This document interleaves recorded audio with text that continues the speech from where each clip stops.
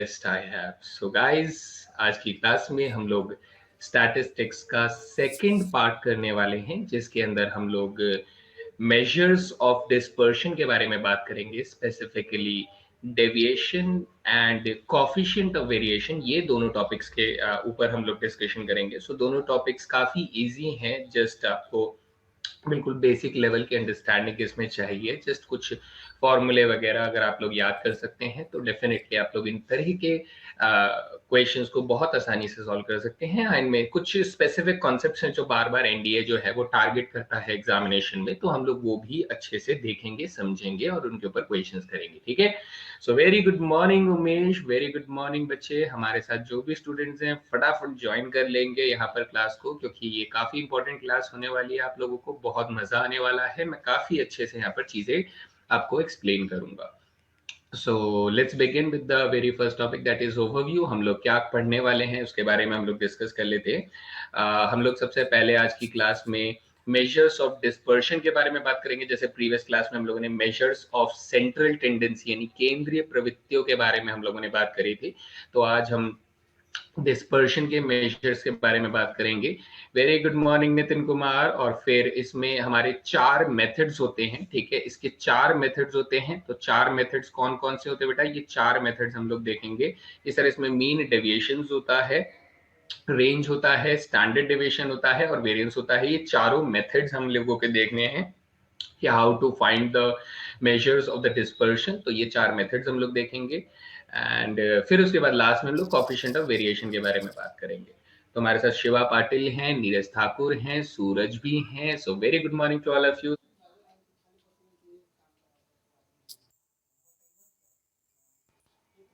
Exam analysis आप लोगों को पहले ही बता दिया था कि 2019 में इतने क्वेश्चन है। 2018 में अच्छा खासा वेटेज आप लोग यहाँ पर बच्चे देख सकते हैं कि सर कितना सारा वेटेज है। 22 क्वेश्चंस मतलब 2018 में टोटल पूछे गए हैं। 2017 में भी 18 क्वेश्चंस अच्छा खासा लेवल है और 2016 में 12 क्वेश्चंस है। तो स्टैटिस्टिक्स एक अच्छा खासा वेटेज रखता है इंडिया के एग्जामिनेशन में। तो करंट जो अब लेटेस्ट एग्जामिनेशन आने वाला है तो उसमें भी ऑब्वियस सी बात है स्टैटिस्टिक्स काफी अच्छे लेवल पे पूछा जा सकता है बच्चे लोग, है ना। So very good morning Nakul, very good morning, very good morning Dhruv Tyagi. Okay, so previous class में हम लोगों ने क्या पढ़ा था बेटा? प्रीवियस क्लास में हम लोगों ने मेजर्स ऑफ सेंट्रल टेंडेंसीज पढ़े थे, जिसमें मीन, मोड और मीडियन को निकालना सीखा था। मीन के लिए स्पेसिफिकली हमारे पास कुछ फॉर्मूले थे, जैसे कि बेटा अगर मैं डिस्क्रीट डेटा की बात करूं तो हम लोगों ने कहा था सर मीन का जो फॉर्मूला होता है वो होता है सिग्मा एक्स अपॉन में एन का फॉर्मूला होता है। वहीं अगर मैं फ्रीक्वेंसी डिस्ट्रीब्यूशन के बारे में बात करूं तो मीन एक्स जो होता है वो हमारे पास बेटा सिग्मा एफ एक्स अपॉन में सिग्मा एफ के बराबर होता है। सो ये हम लोगों ने 2 मीन के फॉर्मूले पढ़े थे। हालांकि कॉन्टिन्यूस फ्रीक्वेंसी डिस्ट्रीब्यूशन का हम लोगों को नहीं करना है। ठीक है, ठीक है। एंड नेक्स्ट बेटा एम्पिरिकल रिलेशन हम लोगों ने पढ़ा था। एंड एम्पिरिकल रिलेशन कितना था बेटा? एम्पिरिकल रिलेशन यानी जो अप्रोक्सीमेटेड फॉर्मूला था वो ये था कि 3 मीडियन जो था वो बेटा मोड प्लस 2 मीन के बराबर था। ये हम लोगों ने एम्पिरिकल रिलेशन पढ़ा था। एंड उसके बाद मैंने आपको कहा था कि जो मेजर्स ऑफ डिस्पर्शन है वो मैं आपको आज की क्लास में पढ़ाऊंगा। सो ये दोनों हम लोग आज की क्लास से ही शुरू करेंगे। ठीक है बच्चे लोग, सो गेट रेडी। प्रोबेबिलिटी और स्टैटिस्टिक्स 40 मार्क्स से लगाएगी। हाँ बेटा, ऑलमोस्ट 30 to 40 के बीच में इसका एक्सपेक्टेशन रहता है। अच्छा खासा यहाँ पर काफी वेटेज वाला पार्ट हो जाता है प्रोबेबिलिटी और स्टैट्स को एक साथ जब देखा जाता है। ठीक है बच्चे लोग, चलिए तो शुरू करते हैं सर। मेजर्स ऑफ डिस्पर्शन, जिसे हम लोग हिंदी में अगर बोले तो प्रसार के मापन प्रक्रिया हम लोग कहेंगे कि प्रसार को मापा कैसे जाता है। तो प्रसार क्या होता है सर? प्रसार को आप लोगों को समझना होगा। प्रसार ऐसा होता है बेटा जब आपके पास कोई डेटा होता है। फॉर एग्जांपल हम लोग ना एक थोड़ा सा छोटा सा एग्जांपल लेकर चलते हैं कि सर जैसे हमारे पास एक्स एक डेटा है जिसमें हमने कहा कि सर 5 है, 6 है, 7 है, 8 है, 9 है, 10 है। इसके लिए मैं फ्रीक्वेंसीज आप लोगों को दे देता हूँ बेटा। फ्रीक्वेंसीज में दे देता हूँ, ये 2 है, ये 4 है, ये 3 है, ये 1 है, ये 2 है, ये 5 है। इस तरीके से मैंने फ्रीक्वेंसीज दे दी। तो अब आप क्या कर सकते हैं बेटा, अब आप ये कर सकते हैं कि सर यहाँ पर हम लोगों ने एक्स, सपोज करिए एक्स एक्सिस और वाई एक्सिस जैसे बनाते हैं, तो ये हमारा एक्स के लिए हो जाएगा और ये बेटा एफ के लिए हो जाएगा, यानी फ्रीक्वेंसी के लिए हो जाएगा। तो आप कहेंगे सर एक्स जो है वो हमारे पास 5 है, 6 है, 7 है, 8 है, 9 है, 10 है, ये हमारे पास हो गया। और इनकी प्लॉटिंग वगैरह आप करेंगे तो आप कहेंगे सर 2 इधर आ जाएगा, 3 4 इधर आ जाएगा, यानी आप कुछ ऐसे ग्राफ इसका ड्रॉ कर पाएंगे। तो 2 इधर आ जाएगा, 3 इधर आ जाएगा, 1 इधर आ जाएगा, 2 फिर इधर आ जाएगा, 5 जो हो जाएगा इधर आ जाएगा। तो ये जो डेटा आप लोग देख रहे हैं ना बच्चों, ये डेटा कुछ इस तरीके से हिस्टोग्राम बनाएगा, ठीक है, इस तरीके से हिस्टोग्राम बनाएगा। तो आप कहेंगे सर ये जो डेटा है ये कितना ऊपर नीचे हो रहा है, इसी को बेटा हम लोग क्या कहते हैं, ये जो फैलाव है, कभी ऊपर जा रहा है, कभी नीचे जा रहा है, कभी कहीं जा रहा है, कभी कैसे जा रहा है, इसी को बेटा हम लोग क्या कहते हैं, प्रसार कहते हैं।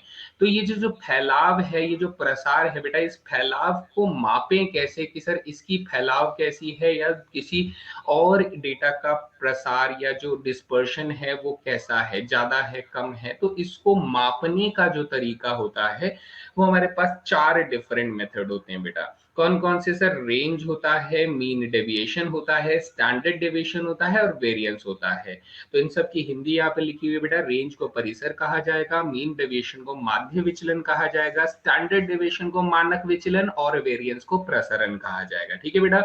तो जैसा मैंने आप लोगों को, मैं फिर से एक बार याद दिला देता हूं कि अगर आपको मेजर्स ऑफ सेंट्रल टेंडेंसी लिखना है, ध्यान से सुन लीजिए, मेजर्स ऑफ सेंट्रल टेंडेंसीज यानी केंद्रीय प्रवृत्तियों का मापन अगर आप लोगों को करना है, तो आपके पास 3 तरीके हैं। सेंट्रल टेंडेंसी के मापने के बेटा 3 तरीके हैं। पहला होता है मीन, दूसरा होता है मीडियन, तीसरा होता है मोड। बेटा सेंट्रल टेंडेंसी को मापने के 3 अलग अलग प्रक्रियाएं हैं, जबकि डिस्पर्शन यानी प्रसार के मापने की तरीके जो है वो हमारे पास 4 हैं, range, mean deviation, standard deviation and variance. तो ये चारों हमें पढ़ने हैं एक एक करके। ठीक है बच्चे लोग, बेसिक बात क्लियर हो गई कि what is central tendency. Central tendency केंद्रीय प्रवृत्ति होती है, और डिस्पर्शन जो है, इसका प्रसार कैसा है वो यहाँ पर बताया जाता है।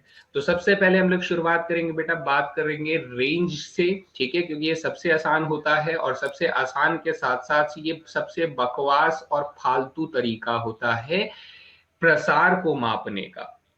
क्या बोला सर आपने, एक बार दोबारा बोलिए। मैंने ये कहा बेटा कि ये जो रेंज होता है ये सबसे बेकार तरीका होता है, it is the worst method of measuring the dispersion. ठीक है, मतलब अगर आपको प्रसार का मापन करना है तो रेंज सबसे बकवास तरीका है नापने का। तो ये निकाला कैसे जाता है भाई, देखो इसकी डेफिनेशन कितनी आसान सी है, इसको निकालने का तरीके से आपको समझ में आ जाएगा कि सर तो रहने ही दो, इसे निकालने से अच्छा है फिर हम ना ही निकाले, है ना। ये कहता है रेंज जो होता है वो बेटा डिफरेंस होता है, किसके बीच का डिफरेंस होता है, highest and the lowest observation, सबसे बड़ी वैल्यू और सबसे छोटी वैल्यू के बीच का जो डिफरेंस होता है वो बेटा रेंज हो जाता है। यानी कि अगर मान लीजिए मैं इस तरीके से एक्स यहाँ पर इंफॉर्मेशन देता हूँ, ये वाली इंफॉर्मेशन पे बात करता हूँ, तो सबसे बड़ी वैल्यू कौन सी है सर सबसे बड़ी वैल्यू हमारे पास 10 है, और सबसे छोटी वैल्यू क्या है सर, 5 है। यानी अगर मैं इसमें रेंज निकालना चाहूंगा तो आप लोग रेंज क्या बोलोगे सर, 10 में से 5 कम कर दो, अपना रेंज 5 आ जाएगा। इससे आपको क्या ही इंफॉर्मेशन मिली कि इसका फैलाव क्या है क्या नहीं है, इसको आपको बस इतना पता लगेगा कि सर इसका जो फैलाव है वो 5 यूनिट तक का फैलाव है। कितने यूनिट तक का है बेटा, 5 यूनिट तक का फैलाव है, यहां से लेके यहां तक का फैलाव है, इसका प्रसार जो है 5 यूनिट्स का है। तो this is not a very good method of measuring the dispersion of a frequency distribution और any other type of distribution. ये बात सभी को समझ में आ गई। तो सर रेंज कैसे निकालते हैं, largest observation minus smallest observation, सबसे बड़ी वाली वैल्यू में से सबसे छोटी वाली वैल्यू को माइनस कर दो। इसमें एक छोटी सी चीज और आ जाती है बेटा जो पूछ ली जाती है, that is coefficient of range यानी परिसर का गुणांक। इसे आप लोग क्या बोलेंगे बेटा, परिसर का गुणांक बोलेंगे, परिसर का गुणांक बोलेंगे। ठीक है, तो ये परिसर का गुणांक कैसे निकालते हैं बेटा, इसको निकालते हैं L माइनस एस अपॉन में L प्लस एस से निकालते हैं, जहां पे L का मतलब है लार्जेस्ट स्कोर और S का मतलब है स्मॉलेस्ट स्कोर। यहां तक किसी को कोई भी सवाल है तो पूछ सकते हैं बच्चा लोग। यस आशीष राज, वेरी गुड। एनीबडी एल्स जो कोई सवाल पूछना चाहते हैं तो पूछ सकते हैं।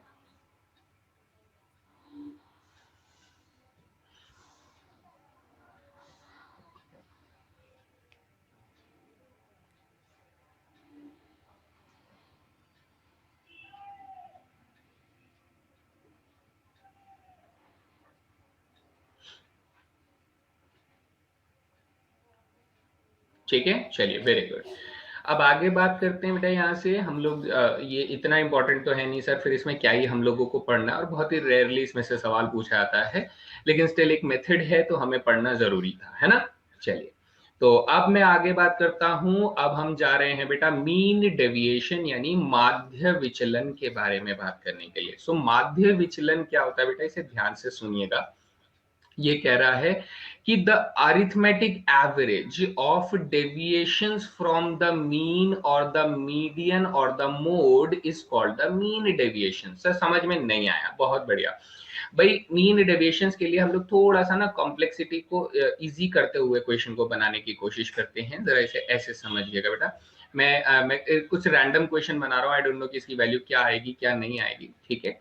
तो जैसे मान लीजिए बेटा एक्स हम लोगों ने दे दिया, हमने कहा कि सर एक्स जो है वो मान लीजिए 1 2 3 4 5 हम लोग ले लेते हैं, और एफ जो है इसे थोड़ा इजी ले लेते हैं। सपोज कीजिए ये 4 ले लेते हैं, ये हम लोग 2 ले लेते हैं, ये हम लोग 2 ले लेते हैं, ये हम लोग 1 ले लेते हैं, और ये हम लोग बेटा कितना ले लेते हैं, सपोज कीजिए 2 ले लेते हैं। तो हमने कुछ ऐसे ऐसे वैल्यूज ले ली, लेट अस से कि एक फ्रीक्वेंसी डिस्ट्रीब्यूशन है।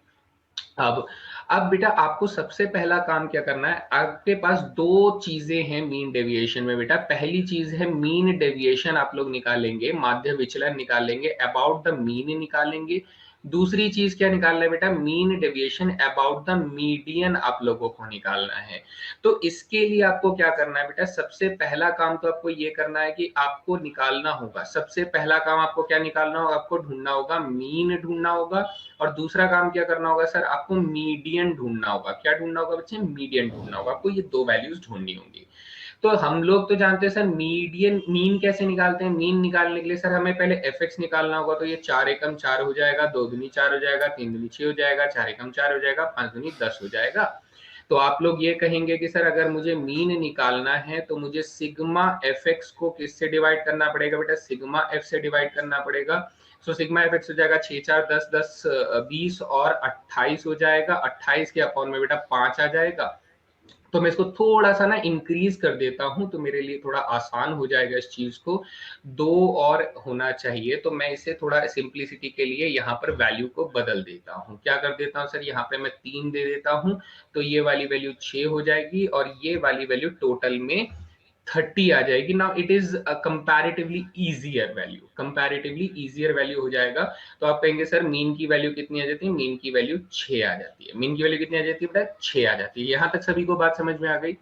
अब पता है आपको क्या निकालना है, अब आपको निकालना है बेटा x में से x बार का डिफरेंस निकालना है, वो भी मॉड्यूलस के अंदर। क्या निकाल कर देना है सर, x में से x बार का डिफरेंस निकालना है। इसे हम लोग क्या बोलते हैं, इसे हम लोग बोलते हैं डेविएशन, विचलन।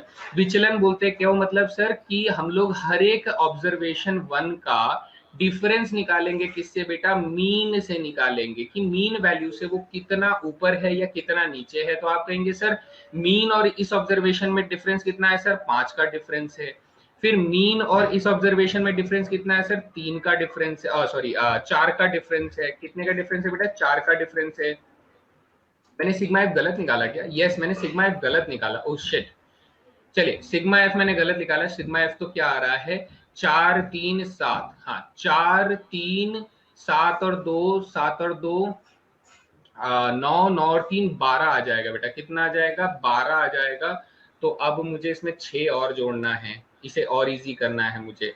तो हम लोग क्या करते हैं बेटा, अच्छा हर बार कैलकुलेशन बदल जाएगी, तो ये क्या हो जाएगा बेटा, ये 12 के टेबल में अगर डिवाइड करूंगा तो 12 1 जा 12 हो जाएगा। चलिए इसे इरेज करते हैं, ठीक है, इसे इरेज करते हैं और फिर से बोलते हैं सर एक्स बार की वैल्यू कितनी आ जाएगी, 12 2 जा 24 आ जाएगा और 2.5 आ जाएगा, है ना। कितना आ जाएगा बेटा, 2.5 हमारा मीन हो जाएगा। सॉरी मैंने सिग्मा एफ को कैलकुलेट नहीं किया था, तो 2.5 आ जाएगा। अब आप कहेंगे सर 2.5 से 1 का डिफरेंस कितना हो जाएगा सर? 1.5 हो जाएगा। 2 का डिफरेंस कितना हो जाएगा? 0.5 हो जाएगा। 3 का डिफरेंस कितना हो जाएगा बेटा? 0.5 हो जाएगा। 4 का डिफरेंस कितना हो जाएगा सर? 4 का डिफरेंस हो जाएगा आपका 1.5 हो जाएगा। और 5 का डिफरेंस कितना हो जाएगा बेटा? 5 का डिफरेंस हो जाएगा 2.5। यहां तक सभी बच्चों को क्लियर है? तो एक बार प्लीज बताएंगे जल्दी से। यहां तक सभी को क्लियर है बेटा?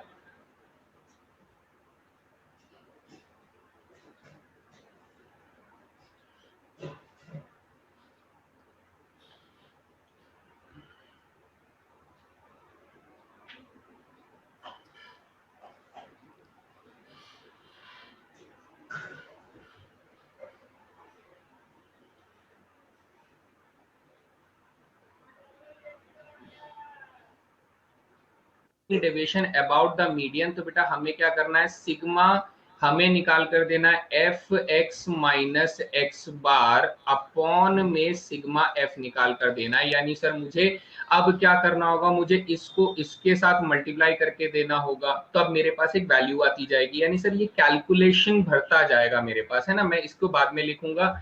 तो मैं यहाँ पर अगर एक और कॉलम यहाँ पर क्रिएट करता हूँ बच्चा आप लोगों के लिए, तो एक और कॉलम में मैं क्या करूंगा बच्चे? मैं f into x minus x bar का मॉड्यूलस वाला कॉलम बनाऊंगा। तो आप कहेंगे सर 4 इंटू 1.5 कितना हो जाएगा सर? 6 हो जाएगा। 3 इंटू 0.5 कितना हो जाएगा सर? 1.5 हो जाएगा। 2 इंटू 0.5 कितना हो जाएगा सर? 1 हो जाएगा। 1 इंटू 1.5 बेटा 1.5 हो जाएगा।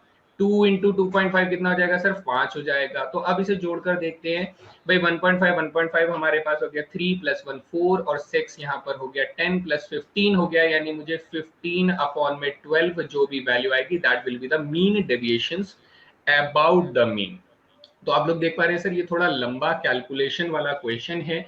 चांसेस थोड़े कम है पूछे जाने के, लेकिन एटलीस्ट ये आप लोगों को आना चाहिए, ये आपको करना आना चाहिए बेटा। अगर नहीं करना आएगा तो ये दिक्कत हो जाएगी। जैसे मैं ये वाला पार्ट ना दोबारा से यहाँ पर लिख देता हूँ तब तक के लिए, ताकि एक पेज में बहुत अच्छे से रहे कि हमारे पास मीन कितना आ रहा है। सर मीन निकालने के लिए हम लोगों ने ये किया कि मीन निकालना है तो सिग्मा एफ एक्स को हमें सिग्मा एफ से डिवाइड करना है। तो ये 30 अपॉन में 12 है, तो मीन हमारा 2.5 आ गया। तो यहां से कर देते हैं इसको इरेज। ठीक है, इसको हम लोगों ने इरेज कर दिया और ये वाली चीज को मैं वापस लिख देता हूं। कैसे लिख देता हूं? ऐसे कि सिग्मा एफ और x माइनस एक्स बार का मॉड्यूलस वैल्यू अगर करूंगा तो 4 पंजे 6, 3 1.5, यहाँ पर आ जाएगा 1, यहाँ पर आ जाएगा 1.5, यहाँ पर आ जाएगा 5। ठीक है, एवरीबॉडी क्लियर बेटा? किसी को कोई भी सवाल अगर मन में है तो पूछ सकते हैं। अब सर अगर ये बात हमें समझ में आ गई है तो हम लोग ये वाली वैल्यू कैसे निकालते हैं? तो ये वाली वैल्यू निकालने के लिए बेटा हम लोग क्या करेंगे? जैसे मैं इसको ना रीराइट कर लेता हूँ एक नए पेज के अंदर, वापस से इस चीज को बना लेते हैं तो क्वेश्चन हमें समझ में आ जाएगा। हम लोगों ने कहा सर x की वैल्यू कितनी थी? x की वैल्यू हमारे पास 1 2 3 4 5 थी। कितनी थी बेटा? x के कॉलम्स में हमारे पास कौन कौन सी वैल्यूज थी? 1 2 3 4 5 थी। और f की वैल्यू क्या क्या थी बेटा? f की वैल्यू भी नोट डाउन कर लेते हैं। 4 3 2 1 2 थी। कितनी थी बेटा? 4 3 2 1 2 4 3 2 1 2।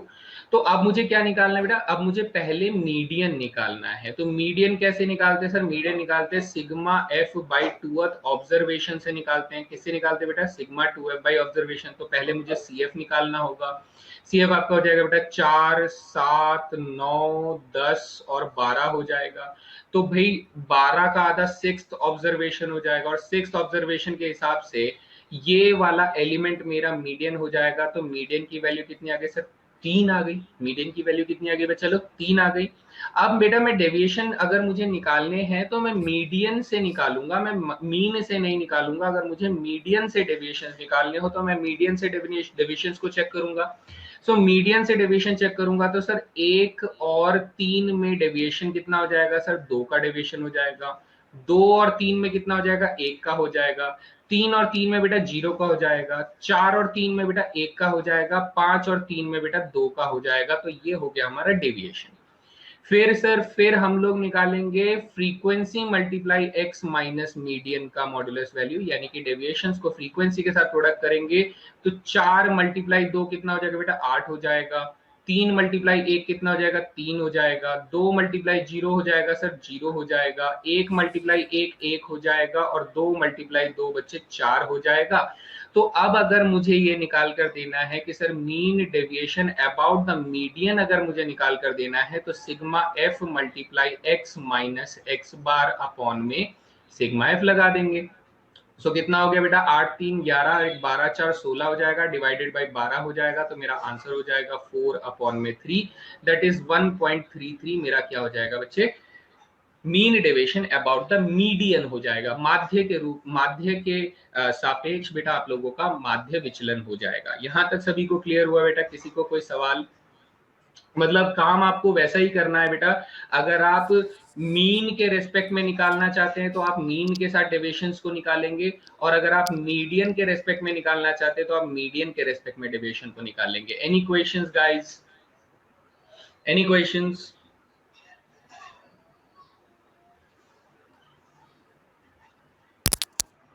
डिस्क्रीट डेटा या रॉ डेटा दिया जाता है, तब आप mean deviation about the mean निकालने के लिए फ्रीक्वेंसी को हटा देंगे और बोलेंगे सर यहाँ पर सिर्फ सिग्मा एक्स माइनस एक्स बार को अपॉन एन कर देना, फ्रीक्वेंसी को हटा देना। अगर ये सिर्फ डिस्क्रीट डेटा रहा और यहाँ पर अगर mean deviation about the median निकाल रहे हैं तो इसमें से भी फ्रीक्वेंसी को हटा देना बेटा, x minus median divided by n रह देना, यानी कि हमारे पास डेटा रहेगा। ठीक है, बात अगर समझ में आ गई है तो बच्चा लोग ये एक छोटा सा सवाल आप लोगों की स्क्रीन पर ये रहा, आई थिंक आप लोग बड़े आसानी से आंसर कर सकते हैं। मैं आप लोगों को 60 सेकंड दे रहा हूँ इस क्वेश्चन को कैलकुलेट करने के लिए, so take your time and solve the problem.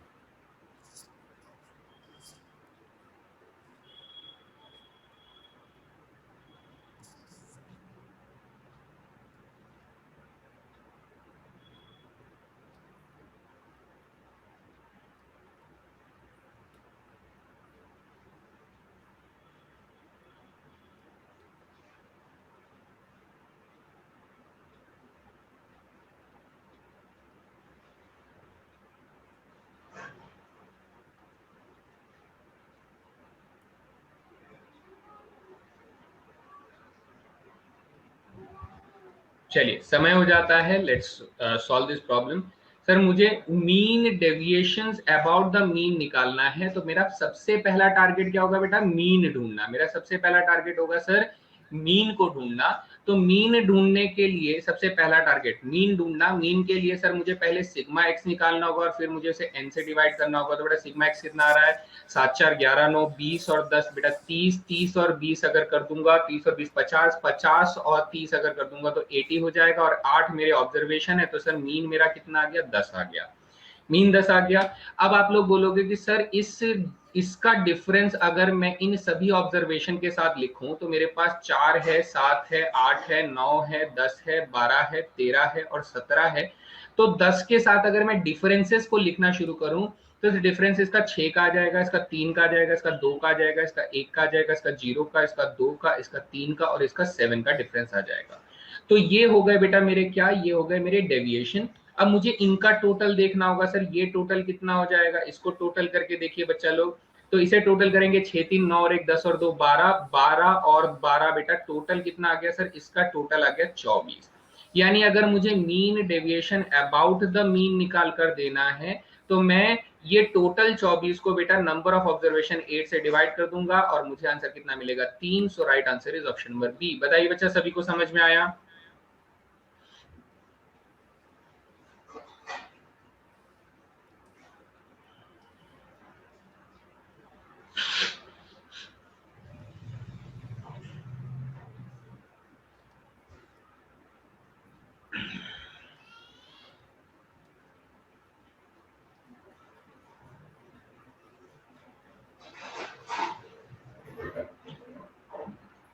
कितने बच्चों का गलत आंसर आया है एक बार देख लेते हैं इस क्वेश्चन में, ज्यादा भरोसा रख। अगला सवाल बेटा किसके ऊपर है भाई, mean deviation about the median है बेटा, तो थोड़ा सोच समझ कर आंसर कीजिएगा। आपको समझ में आ गया है कि सर हमें क्या करना है।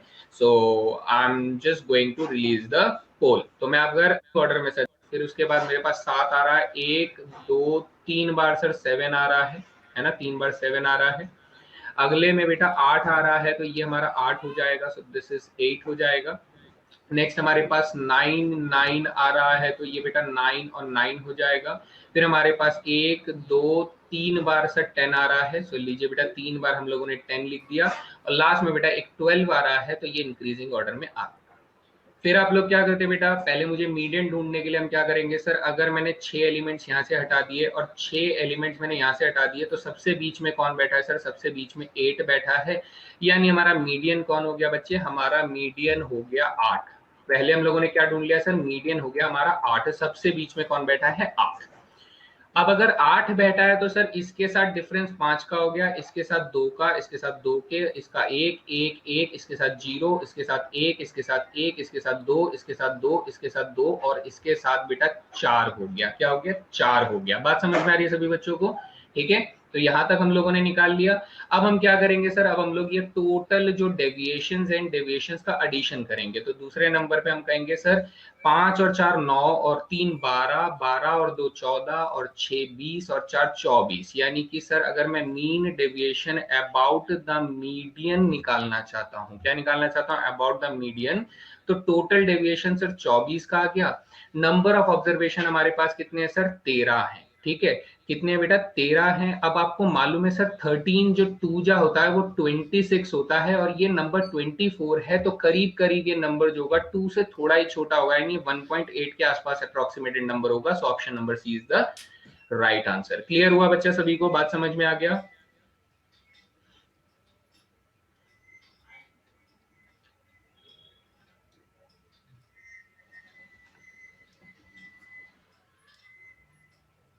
ठीक है।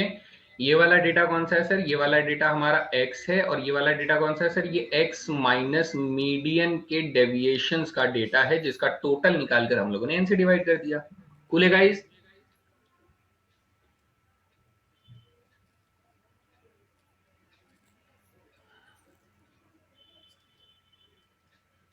चलिए बहुत बढ़िया। तो यहां तक हमें बात समझ में आ गई, कोई भी डाउट नहीं है हमें, ठीक है। नीरज ठाकुर आपका आंसर आया क्या, देख लेते हैं। कार्तिक, नीरज बेटा नहीं, आप वेरिएंस यानी प्रसरण की तरफ जा रहे हैं बेटा, ये हमारा सुपर इंपॉर्टेंट है, यहां से सवाल अच्छे वाले बनते हैं। तो आपको बेटा प्रसरण का डेफिनेशन अगर आप पढ़ना चाहें पढ़ सकते हैं, वैसे तो फॉर्मूला इंपॉर्टेंट है, फॉर्मूले से ही हम लोग डेफिनेशन को बनाते हैं। ये क्या कहता है सर, ये मीन है, किस चीज का मीन है सर, ये डेविएशंस के स्क्वायर्स का मीन है। ये क्या है sir, deviations from the mean के स्क्वायर्स का मीन है। यानी अगर आप x माइनस एक्स बार करते हैं तो उसके स्क्वायर का बेटा मीन अगर आप निकालते हैं तो दैट इज वेरिएंस हो जाता है, दैट इज वेरिएंस। लेकिन बच्चा बेटे यहाँ पर मेरी बात को ध्यान से सुन लो, दिस इज वेरी इंपॉर्टेंट। ये वाला जो फॉर्मूला है ना, ये वाला फॉर्मूला कैलकुलेट करने में बड़ा लंबा होता है, तो हम लोग ये वाले फॉर्मूले को इस्तेमाल नहीं करेंगे, ठीक है। ये वाले फॉर्मूले को हम लोग इस्तेमाल बिल्कुल नहीं करेंगे। हम लोग कौन से फॉर्मूले को इस्तेमाल करेंगे बेटा, ये वाले फॉर्मूले को इस्तेमाल करेंगे, ये वाले फॉर्मूले को, क्योंकि सर ये कैलकुलेट करना बड़ा आसान होता है। अब रही बात वेरिएंस के लिए सर, फ्रीक्वेंसी डेटा जब आता है ना तो ये और थोड़ा लंबा सवाल हो जाता है, तो हम लोग स्पेसिफिकली सर ये वाले फॉर्मूले को इस्तेमाल नहीं करेंगे, नहीं करेंगे। हम लोग इस वाले फॉर्मूले को इस्तेमाल करेंगे। ये वाला फॉर्मूला याद रखो बेटा, हमेशा इस वाले फॉर्मूले को आप लोग इस्तेमाल करोगे।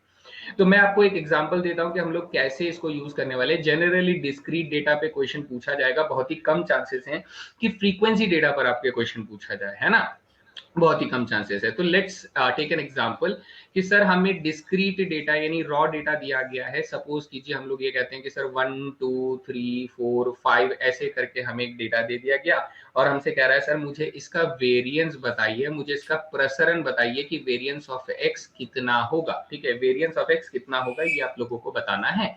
तो सर फर्स्ट ऑफ ऑल हम लोग क्या करेंगे, फर्स्ट ऑफ ऑल हम लोग एक्स बार निकालेंगे। एक्स बार कितना हो जाएगा सर, सिग्मा एक्स अपॉन में एन हो जाएगा। सिग्मा एक्स बेटा आप लोगों के पास 15 आ रहा है और एन हमारे पास 5 आ रहा है, तो सिग्मा एक्स कितना हो गया सर, सिग्मा एक्स 3 हो गया, सॉरी एक्स बार 3 हो गया।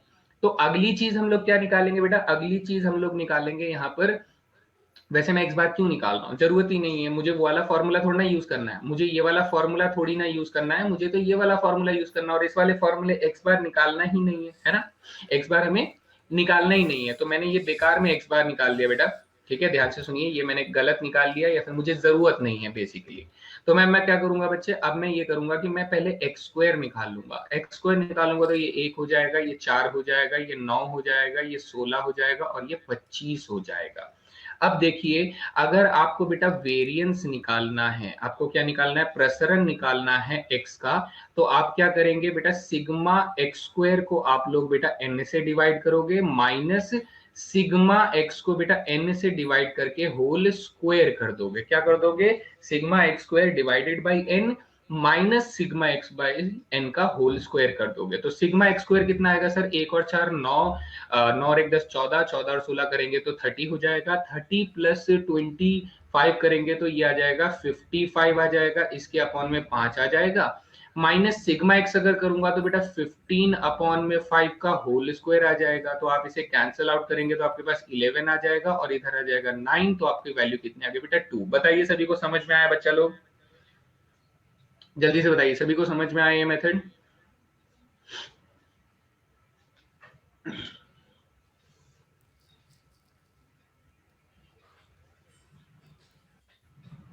हलवा पूड़ी की तरह ये क्वेश्चन बन भी गया। बिल्कुल ऐसे ही करना है हमें, ये वाला फॉर्मूला नहीं लगाना है बेटा। जब आप ये वाला फॉर्मूला लगाएंगे तो आप डेविएशन कैलकुलेट करेंगे, फिर उसका स्क्वायर करेंगे, फिर उसको फॉर्मूला लगाकर कैलकुलेशन करेंगे, तो बेटा काफी देर हो जाएगी। हमें क्या करना है, हमें दूसरे वाले फॉर्मूले को इस्तेमाल करना है, सिग्मा एक्स स्क्वायर अपॉन में n minus sigma x upon में एन का होल स्क्वायर। ठीक है बच्चा लोग, तो ये फॉर्मूला वेरी इंपॉर्टेंट, इसी को हम लोग यूज करेंगे, वेरी वेरी इंपॉर्टेंट फॉर्मूला। और मैं यहाँ पर आप लोगों को बता दूं बेटा, वेरिएंस को डिनोट किया जाता है, वेरिएंस यानी प्रसरण को कैसे डिनोट किया जाता है बेटा, सिग्मा स्क्वायर से ऐसे करके, सिग्मा स्क्वायर से इसे ऐसे करके डिनोट किया जाता है। ये नोटेशन आप लोगों को याद रखनी है कि variance is always denoted as sigma square. ठीक है, it is denoted by sigma square यहाँ पर हो जाता है। चलिए आगे बढ़ते हैं सर। अब वेरिएंस को लेकर मैं आप लोगों से एक इंपॉर्टेंट बात करना चाहता हूं। पहले तो ये क्वेश्चन को सॉल्व कर दो फटाफट से। ये क्वेश्चन अगर आपको समझ में आ गया है तो आप लोगों को इस क्वेश्चन का आंसर देना है और पूरे जोश के साथ देना है। Again 60 seconds are provided to you.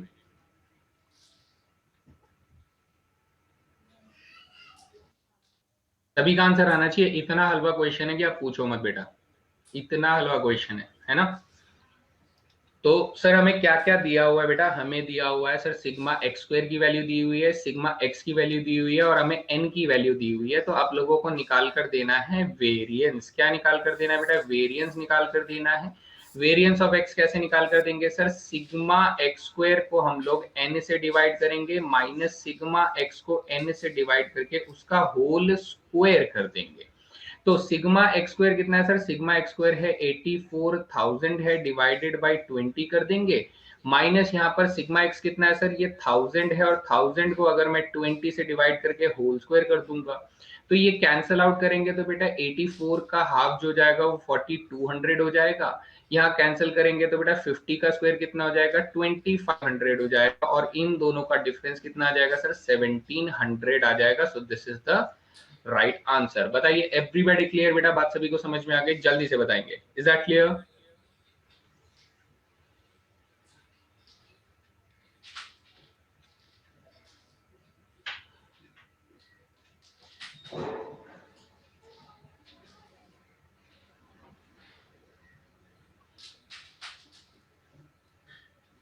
ठीक है, just apply the formula and find the solution. चलिए बहुत खूब बहुत खूब, बहुत बढ़िया बहुत बढ़िया बहुत बढ़िया।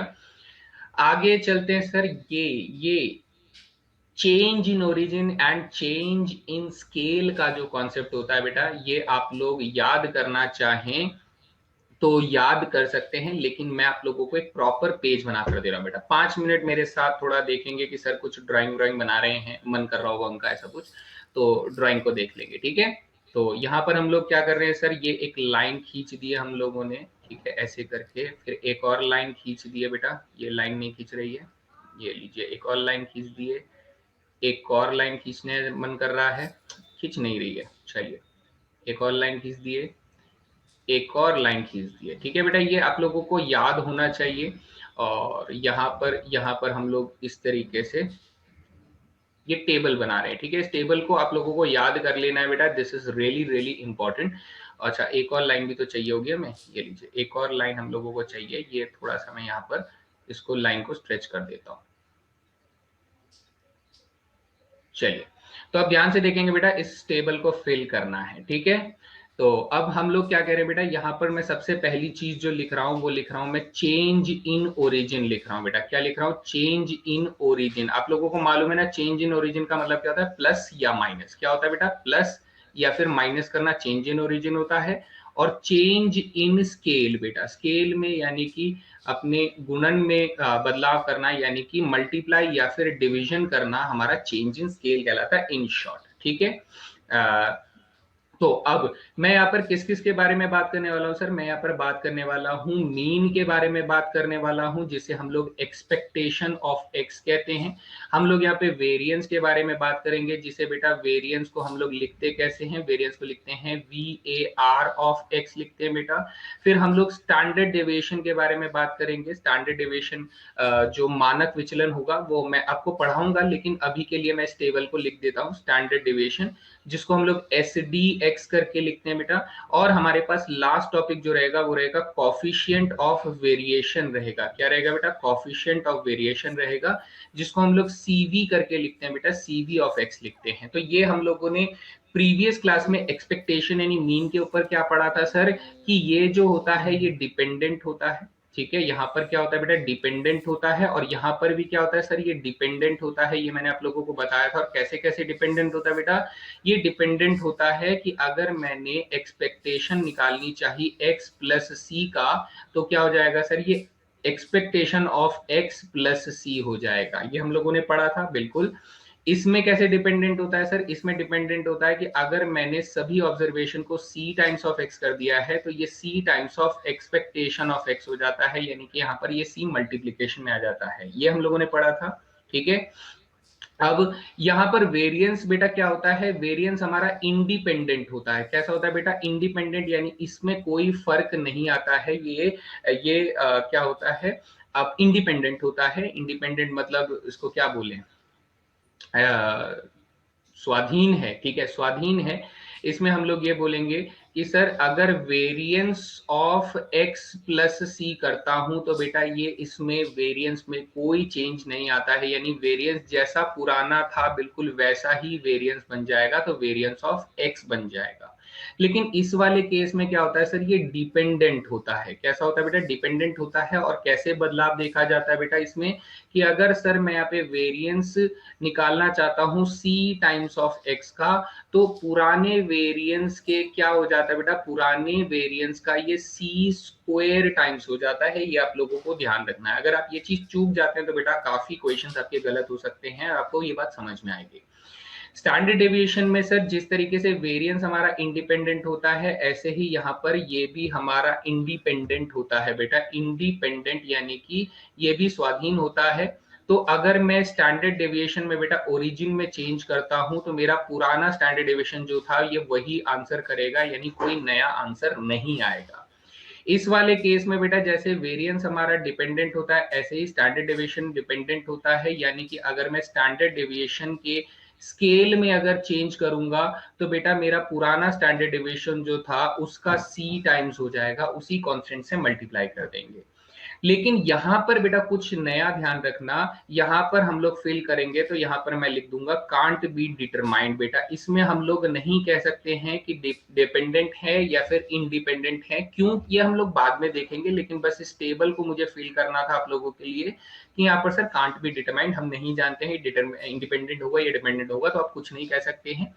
जबकि इस वाले पर्टिकुलर केस के लिए ध्यान से देखिए बेटा, इस वाले पर्टिकुलर केस के लिए मैं बोलूंगा कि सर ये जो है यहाँ पर ये इंडिपेंडेंट हो जाता है। क्या हो जाता है बेटा? इंडिपेंडेंट हो जाता है। कैसे सर? अगर मैं यहाँ पर CV ऑफ निकालना चाहता हूँ C टाइम्स ऑफ X, तो ये पुराने CV के बराबर ही आएगा, इसमें कोई डिफरेंस देखने को नहीं मिलेगा। क्या ये बात सभी को समझ में आ गई बेटा? जल्दी से ये टेबल जो है ये आप लोगों को याद होना चाहिए। मैं अभी नहीं कहूंगा कि अभी अभी याद कर लो, लेकिन जितना जल्दी हो सके इसका स्क्रीनशॉट लेके रख लो, क्योंकि इसके ऊपर मैं सवाल बार बार दूंगा आपको। एनडीए जो है अलग अलग तरीकों से ये सवाल को पूछेगा, अलग अलग तरीकों से पूछेगा, लेकिन आप लोगों को ध्यान रखना है इन सारी बातों का। बात समझ में आ गई सभी बच्चों को? ठीक है, यहां तक सभी को समझ में आ गया? तो एग्जैक्टली यही बात मैं यहां पर बोलना चाहता हूं कि जब वेरिएंस जो होता है वो इंडिपेंडेंट होता है, यानी कि वेरिएंस x प्लस सी करूंगा तो बेटा वो पुराने वेरिएंस के ही बराबर आ जाएगा, उसमें कोई चेंज नहीं मिलेगा। लेकिन वेरिएंस जो है वो सर डिपेंडेंट होता है चेंज इन स्केल में, यानी अगर मैं वेरिएंस ऑफ cx करूंगा तो बेटा वो पुराने वेरिएंस के c स्क्वायर टाइम्स हो जाएगा, जैसा कि मैंने टेबल में लिखा हुआ है, आप लोगों को दिखाई दे रहा है। ठीक है बच्चा लोग, ये बात समझ में आ गई? ठीक है, तो ये हम लोग ध्यान रखेंगे। एंड इसी के साथ हम लोग चल रहे हैं सर स्टैंडर्ड डेविएशन की तरफ चल रहे हैं, मानक विचलन की तरफ चल रहे हैं। तो मानक विचलन निकालना कोई बहुत बड़ी चीज नहीं है। मानक विचलन क्या होता है बेटा? वेरिएंस का अंडर रूट होता है। स्टैंडर्ड डेविएशन अगर आप निकालना चाहते हैं तो आपने जो वेरिएंस निकालना सीखा बेटा उसी का अंडर रूट निकाल दोगे तो आपका क्या बन जाएगा? स्टैंडर्ड डेविएशन बन जाएगा। जैसे सर इस वाले क्वेश्चन में हम लोगों ने वेरिएंस कितना निकाला? हम लोगों ने वेरिएंस 1700 निकाला। तो अब अगर मैं आपसे ये कहूं कि इस क्वेश्चन में सर मुझे स्टैंडर्ड डेविएशन अगर मांगा होता तो मैं अंडर द रूट 1700 अपना आंसर करता, बस इससे ज्यादा कुछ नहीं है। यानी सर वेरिएंस और स्टैंडर्ड डेविएशन में कोई खास फर्क नहीं है। अगर हम वेरिएंस निकालना जानते हैं तो we can already find the value of standard deviation. This is very easy, just find the under root of the variance value. ठीक है, वेरिएंस का आप लोगों को स्क्वायर रूट निकाल कर देना है, that becomes the standard deviation. तो ये तो हो गया। अब जो जनरली एनडीए फोकस करता है ना वो बेटा थोड़ा कंबाइंड स्टैंडर्ड डेविएशन के ऊपर सवाल पूछता है, संयुक्त मानक विचलन के ऊपर सवाल पूछता है। ये थोड़ा सा भारी सवाल हो जाता है। थोड़ा सा भारी सवाल माने सर कैसे इसको हम लोग कहना चाहें, कैसे हम लोग समझाना चाहें? तो बेटा जैसे आप लोगों ने कंबाइंड मीन निकालना सीखा था ना कि क्लास में अगर 25 लड़के हैं और 15 लड़कियां हैं तो उसका कंबाइंड मीन कितना होगा? तो आप लोगों ने निकाला था सर कंबाइंड मीन निकालने के लिए मुझे n1 को बेटा x1 बार से मल्टीप्लाई करना होगा, n2 को बेटा x2 बार से मल्टीप्लाई करना होगा, divided by n1 plus n2 करना होगा। तो ये कंबाइंड मीन का फॉर्मूला था। ठीक है, फिर हम लोग कहेंगे कि सर यहाँ पर ये जो D1 की वैल्यू है ये x बार माइनस x1 बार है। मतलब नहीं समझ में आया ना? इसे कुछ ऐसे समझते हैं। देखिए इस पे क्वेश्चन बहुत ही रेयरली बनते हैं, लेकिन हाँ एनडीए ने पूछा हुआ है तो इसलिए मैंने आप लोगों को ये फॉर्मूला जरूर बता दिया। मान लीजिए बेटा मैंने कहा लड़कों की संख्या कितनी है? लड़कों की संख्या सर 25 है। लड़कियों की संख्या कितनी है? सर लड़कियों की संख्या 15 है। हमने कहा सर लड़कों का एवरेज कितना है? सर 40 है। लड़कियों का एवरेज कितना है? सर 30 है। हम लोगों ने ऐसे बोल दिया। तो अब अगर मैं आपसे ये कहूं कि मुझे एवरेज निकालना है, कंबाइंड एवरेज निकालना है, तो मैं एनबी को बेटा एबी से मल्टीप्लाई करूंगा और एनजी को बेटा एजी से मल्टीप्लाई करूंगा, divided by NB plus NG कर दूंगा। तो ये तो हो गया सर कंबाइंड मीन का फॉर्मूला, संयुक्त माध्य का फॉर्मूला हो जाएगा। लेकिन वहीं पर ये कह रहा है कि सर अगर मैं आपसे ये कहूं कि सर स्टैंडर्ड डेविएशन ऑफ लड़कों का हम लोगों को कुछ वैल्यू दे देता है, सपोज कीजिए वो 2 दे देता है, और लड़कियों का स्टैंडर्ड डेविएशन जी जो है वो बेटा वो आपको 3 दे देता है, ऐसी वैल्यूज आपको दे देता है। तो वो कहता है कि सर मुझे ये बताइए कंबाइंड स्टैंडर्ड डेविएशन कितना होगा? कंबाइंड स्टैंडर्ड डेविएशन कितना होगा? तो यहाँ पर वो हमें फॉर्मूला बताता है। बेटा फॉर्मूला क्या है कंबाइंड स्टैंडर्ड डेविएशन का? वो ये कह रहा है कि सर सबसे पहले तो आप अंडर रूट निकालिए, जिसमें आप लड़कों की संख्या को मल्टीप्लाई करोगे किसके साथ? बेटा आप लोग लड़कों की संख्या को मल्टीप्लाई करोगे, यहाँ पर फॉर्मूला देखते हैं एक बार, sigma 1 square plus D1 square. ये क्या मतलब हुआ सर? सिग्मा 1 स्क्वायर यानी लड़कों के स्टैंडर्ड डेविएशन का स्क्वायर प्लस D1 का स्क्वायर। यहाँ पर आप लोग लिखोगे सर ये D1 क्या होता है? ठीक है, इसका स्क्वायर लिखोगे यानी DB का स्क्वायर आप इसे लिख सकते हो। प्लस अगर आप लोग यहाँ पर फिर फॉर्मूले को आगे लिखोगे तो ये लड़कियों की संख्या मल्टीप्लाई सिग्मा जी का स्क्वायर प्लस डी जी का स्क्वायर आप लोग यहाँ पे लिखोगे और क्लोज कर दोगे, और डिवाइडेड बाई क्या लिखोगे सर? NB प्लस NG लिखोगे। सर ये DB और DG क्या है बेटा? DB जो है वो आपका लड़कों का एवरेज और कंबाइंड एवरेज की डिफरेंस वैल्यू है। वहीं पे DG क्या है सर?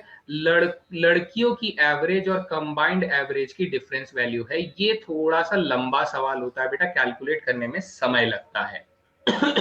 तो अगर मैं यहां पर आप लोगों से कहूं कि मुझे सर इसकी वैल्यू बताओ कितनी आएगी, तो हम लोग पहले इसका कैलकुलेशन करके देख लें, है ना। तो कंबाइंड मीन कितना आ जाएगा बेटा? कंबाइंड मीन अगर आप निकालेंगे तो आप कहेंगे सर मुझे 25 को 40 से गुना करना होगा, 15 को 30 से गुना करना होगा और फिर उसके बाद मुझे 40 से डिवाइड करना होगा। तो कुछ वैल्यू आएगी हम लोगों के पास। तो दैट वैल्यू हमारे पास इसकी कोई ना कोई वैल्यू आ रही होगी। सपोज करिए ये वैल्यू कितनी आ जाएगी? ये वैल्यू आ जाएगी 44 के आसपास कुछ आ जाएगी, 44 के आसपास आ जाएगी। हम लोगों ने निकाली हुई थी कल की क्लास में। या फिर ये क्वेश्चन को मैं एक प्रॉपर एग्जांपल पे करना चाहूँ। देखिए रुकिए, मैं इसको ना बाद में इसको लिखता हूँ, पहले हम लोग वैल्यू कैलकुलेट कर लेते हैं, फिर मैं आपको बताता हूँ एग्जैक्टली आपको क्या करना है। यहाँ पर हम लोग क्या निकालते हैं सर? एवरेज की वैल्यू निकालते हैं। तो ये हो जाएगा 25 इंटू 40 बेटा 1000 हो जाएगा, प्लस 15 इंटू 30 बेटा 450 हो जाएगा, और डिवाइडेड बाई कितना हो जाएगा सर? डिवाइडेड बाई हो जाएगा 40। तो ये आ जाएगा 1450 डिवाइडेड बाई 40। तो ये जीरो से जीरो कट गया, 4 3 जा 12 हो जाएगा, 4 6 जा 24 हो जाएगा, 4 6 24 एंड 36.25 आ जाएगा। कितना आ गया बेटा? एवरेज वैल्यू कितना आ गया? 36.25 आ गया। अब अगर मैं आपसे ये कहूं कि सर मुझे डी जी की वैल्यू कितनी होगी, तो आप ए में से ए जी की वैल्यू को माइनस करके बेटा डिफरेंस बताएंगे कितना होगा। तो आप कहेंगे सर एजी की वैल्यू 30 है, हमारा एवरेज कितना है सर? 36.25 है, तो मेरी वैल्यू कितनी आ जाएगी? 6.25 आ जाएगी। वहीं डी बी की वैल्यू अगर मैं बोलूं, तो आप ए में से बेटा ए बी को माइनस कर दोगे, एवरेज को, लड़कों के एवरेज को माइनस कर दोगे, तो 40 में से 36.25 कम करोगे तो 3.75 आपके पास आ जाएगा। अब आपको क्या करना है बेटा? ये देखिए आपको कुछ वैल्यूज यहाँ पे दी जा रही है। सिग्मा बी की वैल्यू 2 दी जा रही है, तो वो आप यहाँ पे डाल दोगे। फिर डी बी की वैल्यू बेटा आपके पास 3.75 है, वो आप यहाँ पे डाल दोगे।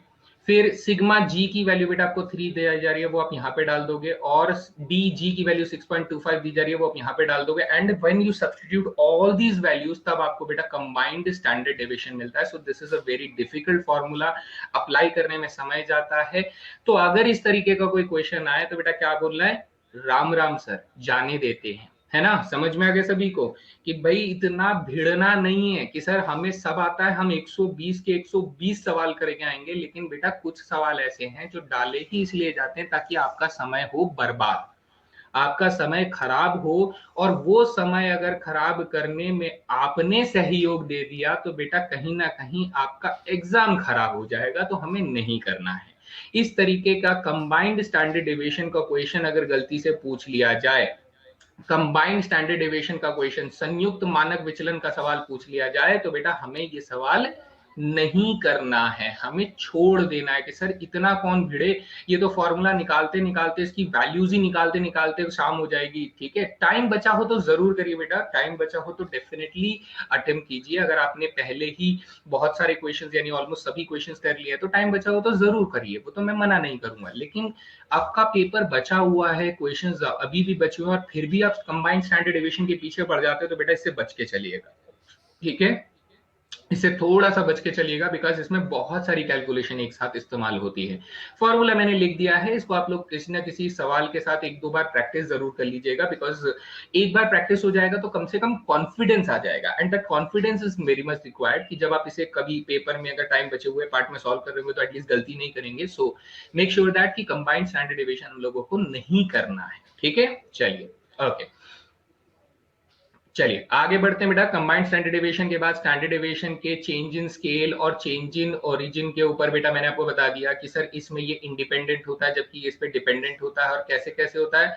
स्टैंडर्ड डेविएशन इंडिपेंडेंट होता है तो वो पुराने स्टैंडर्ड डेविएशन के बराबर ही हो जाता है, और स्टैंडर्ड डेविएशन यहाँ पर स्केल में चेंज किया जाए तो बेटा वो सी मल्टीप्लीकेशन पुराना स्टैंडर्ड डेविएशन हो जाता है। सी मल्टीप्लीकेशन यानी सिंपल सिंपल वही हो जाता है। ठीक है, चलिए कॉफिशिएंट ऑफ वेरिएशन क्या होता है, ठीक है। कॉफिशिएंट ऑफ वेरिएशन यानी विचरण गुणांक इसे कहा जाता है ना। विचरण गुणांक बेसिकली होता है बेटा सीवी के नाम से मैं इसे लिखता हूं जनरली, ठीक है, सीवी के लेटर से मैं इसे डिनोट करता हूं।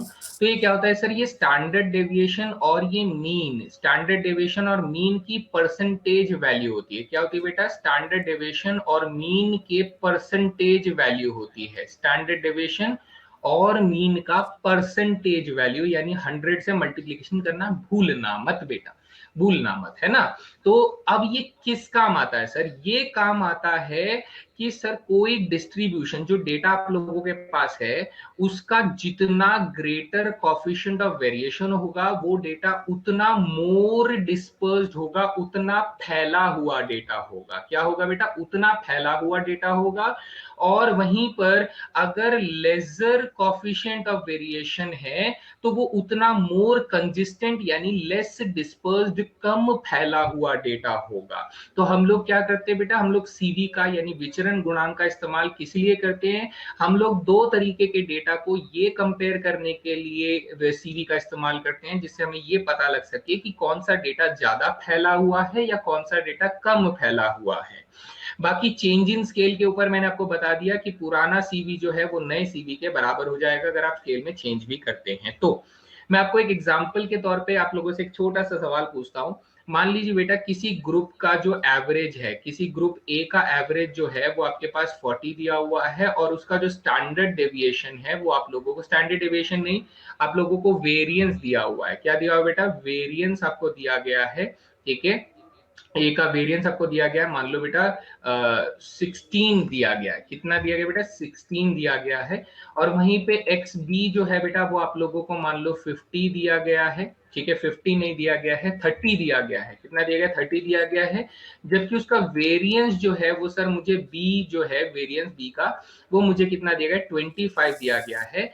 तो मुझे आपसे सवाल पूछना है कि which data is more dispersed, which data is more dispersed, इनमें से कौन ज्यादा फैला हुआ डेटा है आप लोगों को बताना है। डिस्पर्स्ड, स्पेलिंग गलत हो गया, डिस्पर्स्ड, ठीक है। ए और बी, ए और बी में से कौन ज्यादा डिस्पर्स्ड डेटा है बेटा आप लोगों को बताना है। चलिए I am waiting for right answers, आप लोग यहाँ कमेंट सेक्शन में आंसर कर सकते हैं।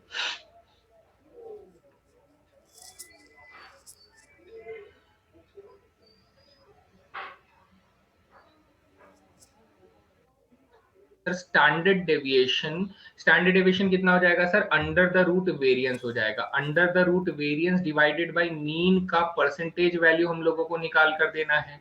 तो बेटा ये हो जाएगा 4/40 इंटू 100 हो जाएगा। तो आपके पास कितना आ जाएगा सर, 10 वैल्यू आ जाएगी। सीवी ऑफ ए कितना आ गया सर, 10 वैल्यू आ गई, यानी इसका कोएफिशिएंट ऑफ वेरिएशन कितना है, 10 है। वहीं पर दूसरे में बेटा सीवी ऑफ बी अगर मैं निकालूंगा तो इस बार मुझे स्टैंडर्ड डेविएशन निकालना है, तो वेरिएंस का अंडर रूट निकाल के बेटा डिवाइडेड बाय 30 इंटू 100 कर दूंगा। तो ये कितना हो जाएगा सर, ये 5/30 इंटू 100 हो जाएगा। तो 100/6 जब आप निकालते हैं बेटा तो 100/6 बेटा आपके पास आ जाता है 16.66 आ जाता है। तो हमने कहा सर क्योंकि ये वाली सीबी जो है वो इस वाले से बड़ी है तो इसका मतलब सर इसमें हमारा आंसर क्या हो जाएगा कि बी वाला डेटा जो है वो ज्यादा डिस्पर्स्ड डेटा है। बात सभी को समझ में आ गई बच्चे लोग, क्यों हम लोग, कैसे हम लोग यहाँ पर सीवी का इस्तेमाल करते हैं। Everybody clear?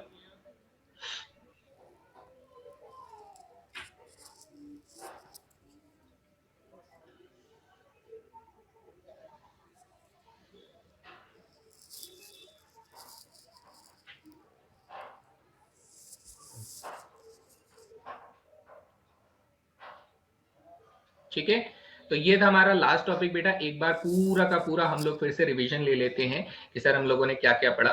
बेटा मीन डेविएशंस के अगर मैं फॉर्मूला की बात करूं तो ध्यान से देखते बेटा, सबसे पहले हम लोगों ने क्या पढ़ा सर, सबसे पहले हम लोगों ने मीन डेविएशन को पढ़ा। मीन डेविएशन हमसे क्या कहता है सर, मीन डेविएशन के हम लोगों ने फॉर्मूले दो तरीकों से पढ़े कि अगर mean deviation about the mean निकालना है तो सर हम लोग सिग्मा एक्स माइनस एक्स बार को n से डिवाइड कर देंगे। और अगर मुझे इसमें mean deviation about the median निकालना हुआ तो सिग्मा एक्स माइनस एम के मॉडुलस वैल्यू को एन से डिवाइड कर देंगे। So this becomes the mean deviation का फॉर्मूला। फिर रेंज में हम लोगों ने क्या पढ़ा सर? रेंज में हम लोगों ने ये पढ़ा कि अगर मुझे रेंज निकालना है तो मैं क्या करूंगा? रेंज निकालने के लिए बेटा मैं लार्जेस्ट वैल्यू, लार्जेस्ट ऑब्जर्वेशन में से मैं लोएस्ट ऑब्जर्वेशन यानी स्मॉलेस्ट ऑब्जर्वेशन को क्या करूंगा बेटा? माइनस कर दूंगा। यही था सिंपल सा फॉर्मूला। इसमें कॉफिशिएंट का फॉर्मूला भी था, वो बहुत ज्यादा जरूरी नहीं है, बस ध्यान रख सकते हैं। नेक्स्ट सर हम लोग कहाँ जा रहे हैं? नेक्स्ट हम लोग पहले वेरिएंस की तरफ जा रहे हैं, वेरिएंस डिस्कशन कर लेते हैं। तो वेरिएंस बेटा चौथे नंबर पे अगर मैं वेरिएंस की बात करूं तो वेरिएंस का फॉर्मूला मैंने आप लोगों को ये बताया कि सर ये सिग्मा एक्स स्क्वायर को एन से डिवाइड करने का और फिर सिग्मा एक्स को एन से डिवाइड करके उसका होल स्क्वायर करने का, तो वेरिएंस ऐसे निकलेगा बच्चे। वहीं पर अगला स्टेप अगर मैं आपको ये बताऊं कि सर स्टैंडर्ड डेविएशन अगर कैसे निकालते हैं, तो थर्ड में हम लोगों ने स्टैंडर्ड डेविएशन को ये कहा सर जैसे वेरिएंस हम लोग निकालते हैं बस उसका अंडर रूट कर देना है तो स्टैंडर्ड डेविएशन बन जाएगा। And last but not the least हमारा जो लास्ट में 5वें नंबर पे सीवी है, वो हम लोगों ने ये कहा कि सर स्टैंडर्ड डेविएशन और मीन का बेटा परसेंटेज वैल्यू अगर आप निकाल दोगे तो that becomes the formula for CV. और सीवी किस काम आता है सर? डिस्पर्शन के कंपैरिजन के काम आता है। ठीक है बेटा, सभी को समझ में आ गया? ये सारी फॉर्मूले में से किसी को कोई भी चीज अगर पूछनी है तो पूछ सकते हैं, वरना फिर हम लोग यहाँ पे क्वेश्चन टाइम की तरफ जा रहे हैं। Everybody clear?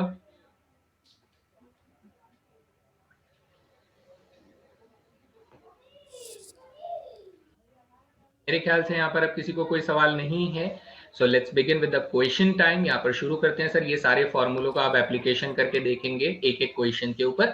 तो ये रहा सबसे पहला सवाल। बेटा ध्यान से सुन लीजिएगा, ध्यान से अगर ये बातें याद हैं तो आप लोग बड़े प्यार से इस क्वेश्चन को आंसर कर सकते हैं। मैं स्टिल आपको 45 सेकंड दे रहा हूँ। क्वेश्चन आपसे क्या कह रहा है कि सर अगर सभी एंट्रीज में, सभी के सभी ऑब्जर्वेशन में अगर 10 को जोड़ दिया जाए तो क्या उसका माध्य औसत जो है वो 10 से बढ़ जाएगा? फिर दूसरे वाक्य में क्या कहता है कि सर अगर सभी ऑब्जर्वेशन को 10 से जोड़ दिया जाए तो क्या उसका स्टैंडर्ड डेविएशन यानी मानक विचलन 10 से बढ़ जाएगा? फिर तीसरे स्टेटमेंट में कहता है कि अगर सभी ऑब्जर्वेशन को 2 गुना कर दिया जाए तो क्या उसका माध्य या फिर उसका औसत 2 गुना हो जाएगा? तो आपको इन तीनों वाक्यों में से बताना है कि इनमें से कौन कौन से बातें सही हैं। उस टेबल को फॉलो करना होगा बेटा। देखो वो टेबल जो मैंने आपको स्क्रीनशॉट लेने के लिए बोला था या फिर कॉपी करने के लिए बोला था, वो टेबल से ही ये क्वेश्चन बना गया है, यानी से आप लोग आंसर कर सकते हैं if you actually know the exact table जो मैंने आप लोगों को बनाकर दिया था। चलिए एक एक करके सारी चीजों के बारे में बात करते हैं। सर सबसे पहले वाले स्टेटमेंट में अगर बात करूं तो मैंने आपको मीन के बारे में बात हो रहा है बेटा, एवरेज के बारे में बात हो रहा है। तो हम लोगों ने कहा कि सर अगर मैं एक्सपेक्टेशन में x प्लस 10 कर देता हूं, सभी ऑब्जर्वेशन को अगर मैं 10 से बढ़ा देता हूं, तो क्या सर मेरा पुराना मीन जो है वो 10 से बढ़ जाएगा? आप कहेंगे हाँ सर 10 से बढ़ तो जाता है, यानी पहला स्टेटमेंट इज 100% ट्रू। पहला स्टेटमेंट 100% ट्रू, ये मैंने टेबल में लिखवाया था। ठीक है, फिर हम लोग दूसरे टॉपिक में आते हैं। दूसरे वाले स्टेटमेंट में कह रहा है कि सर अगर सभी ऑब्जर्वेशन को 10 से बढ़ा दिया जाए तो क्या उसका स्टैंडर्ड डेविएशन इंक्रीज बाय 10 कर जाएगा? तो हम लोगों ने बोला था स्टैंडर्ड डेविएशन अगर x प्लस 10 करते हैं तो बेटा वो पुराने स्टैंडर्ड डेविएशन यानी इंडिपेंडेंट ही रहता है। तो सर ये वाला स्टेटमेंट हमारा गलत हो जाता है, सेकंड स्टेटमेंट गलत हो जाता है। अब अगर मैं सिर्फ ऑप्शंस को ही देखूं तो ऑप्शन ही मुझे बता रहा है sir option number 3 is the right answer.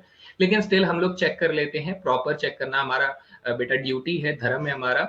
फिर हम लोग लास्ट में कह रहे हैं कि सर अगर ईच एंट्री को डबल कर दिया जाए, सभी एंट्रीज को, सभी ऑब्जर्वेशन को डबल कर दिया जाए तो क्या एवरेज हमारा डबल हो जाएगा? तो बेटा तीसरे स्टेटमेंट में हमने कहा था कि सर अगर एक्सपेक्टेशन को हम लोग 2x कर देते हैं तो यहाँ पर बेटा 2 टाइम्स ऑफ एक्सपेक्टेशन x हो जाता है। तो सर थर्ड स्टेटमेंट भी हमारी बिल्कुल सही हो जाती है। बताइए सभी को क्लियर हो गया बच्चा लोग?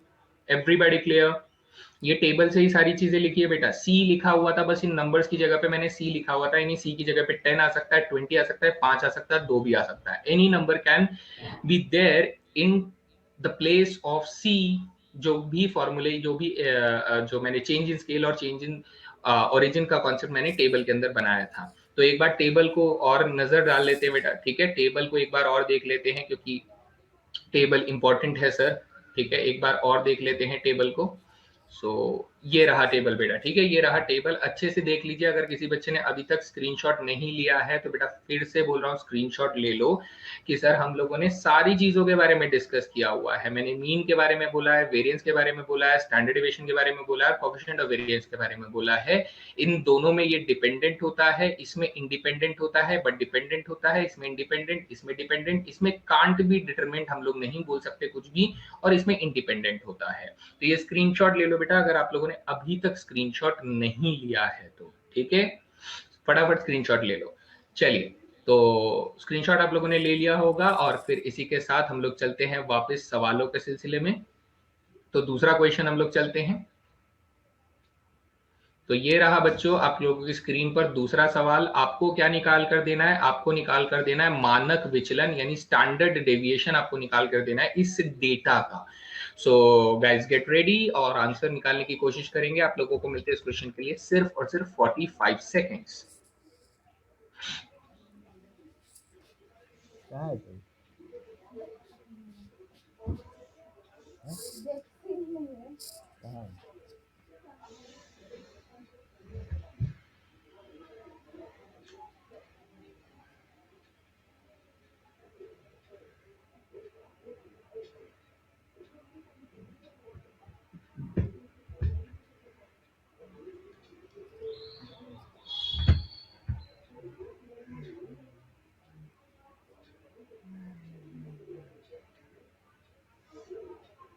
अभी तक आंसर्स नहीं आए हैं, क्या हुआ? मुश्किल सवाल हो गया सर? x हमें क्या दिया हुआ है? x हमें 4 दिया हुआ है, 6 दिया हुआ है, 10 दिया हुआ है, 5 दिया हुआ है, 10 दिया हुआ है। तो मैंने आपको कहा था सर x के साथ आप क्या निकाल लो? x का स्क्वायर निकाल लो। तो 4 का स्क्वायर 16, 6 का स्क्वायर 36, 10 का स्क्वायर 100, 5 का स्क्वायर 25, 10 का स्क्वायर 100। तो 100 और 100 बेटा 200 हो जाएगा। 200 और 200 और यहाँ पर कितना आ रहा है? ये 4 का स्क्वायर 16, 6 का स्क्वायर 36, हाँ, तो ये हो जाएगा बेटा 52। 52 और 25 अगर मैं जोड़ूंगा तो 77 हो जाएगा, ठीक है। यानी ये आ जाएगा बेटा सिग्मा एक्स स्क्वायर की वैल्यू कितनी आ गई? सिग्मा एक्स स्क्वायर की वैल्यू 277 आ गई। अगर मैं गलत हूं तो बेटा प्लीज मुझे करेक्ट कर देंगे। और सिग्मा एक्स की वैल्यू कितनी आ गई सर? 4 और 6 10, 10 और 10, 10 और 20 30 और 35 आ जाते। कितने आ जाते बेटा? 35 यहाँ पर मुझे दिखाई दे रही है। तो अगर अब मैं वेरिएंस निकालना चाहता हूं तो पहले मुझे वेरिएंस निकालना पड़ेगा। वेरिएंस कितना हो जाता है sir? Sigma x square upon में n minus sigma x upon में एन का होल स्क्वायर होता है। तो मैं ये फॉर्मूला लगा रहा हूं बेटा। यहाँ पर आप लोग क्या करेंगे सर? 277 अपॉन में 5 लिखेंगे, माइनस सिग्मा एक्स यानी 35 अपॉन में 5 का होल स्क्वायर लिखेंगे। तो अगर मैं इसे डिवाइड करूंगा तो 5 पंजे 25 बचे 2, 5 5 जा 25 बचे 2, 5 4 जा 20 आ जाएगा। और यहाँ पर 5 का स्क्वायर 25 आ जाएगा। तो डिफरेंस जब आप देखेंगे इसका कितना, सॉरी 49 आ जाएगा। 5 7 जा 35, तो ये 49 आ जाएगा। तो आप लोग कहेंगे सर मेरे पास जो आंसर बच रहा है वो बच रहा है 5.4 बच रहा है, यानी वेरिएंस की वैल्यू कितनी है सर? 5.4 है। यानी अगर आप स्टैंडर्ड डेविएशन निकालना चाहते हैं तो अंडर द रूट बेटा 5.4 अपना आंसर हो जाएगा। सो option number 2 is the correct answer. बताइए सभी को समझ में आया कि नहीं आया? ये तो 6.4 हो गया ना। Sorry sorry sorry sorry sorry sorry, कितना हो गया बेटा? 6.4 हो गया। मैंने यहाँ पर गलत लिख दिया, इसको दोबारा से करेक्ट कर देते हैं। कितना हो जाएगा सर? ये 6.4 आ रहा है। यानी अब अगर मैं इसका स्टैंडर्ड डेविएशन निकालना चाहता हूं तो मुझे अंडर द रूट 6.4 करना पड़ेगा। So right answer is option number 4। बताइए क्लियर हुआ बच्चा सभी को?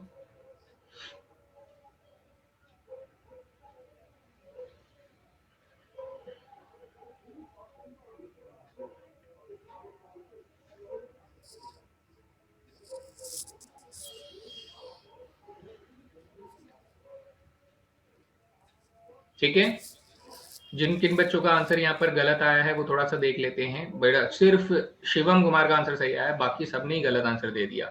बेटा ऐसे मत करो, थोड़ा मेरी तरह कैलकुलेशन मत करो। मैं तो छोटी मोटी गलतियां कर रहा हूँ, आप लोग मत करो। आप लोगों को तो पेपर देना है ना? पेपर देना है ना आप लोगों को? देना ही नहीं देना है? या फिर ऐसी प्रिपरेशन कर रहे हो? तो अपनी कैलकुलेशन को थोड़ा सा संभाल के करो बेटा, थोड़ा सा संभाल के करो, ठीक है। चलिए, क्लियर हो गया है तो हम अगले सवाल की तरफ चल सकते हैं। नेक्स्ट क्वेश्चन में बेटा आप लोगों को वेरिएंस मांगा जा रहा है, नहीं प्रसरण। ये भिन्नता भी कहा जाता है, इसे प्रसरण भी कहा जाता है। तो भिन्नता मांगी जा रही है, प्रसरण मांगा जा रहा है। तो सेम कैलकुलेशन टेक्निक है बेटा, बड़े आराम से आप लोग आंसर कर सकते हैं। So again 45 seconds given to you for this question. तो आप लोग जानते हैं बेटा क्या करना है इन क्वेश्चंस के अंदर। आप लोगों को x जो दिया हुआ है वो कितना दिया, 2 9 9 3 5 3 4 दिया हुआ है। तो आप लोग इसके बदले क्या निकालोगे बेटा, एक्स स्क्वायर निकालोगे। तो ये हो जाएगा 4, ये हो जाएगा 81, ये हो जाएगा 81, ये हो जाएगा 9, ये हो जाएगा 25, ये हो जाएगा 9, ये हो जाएगा 16। Now you know how to find the variance. So I'm waiting for right answers, guys. Everybody.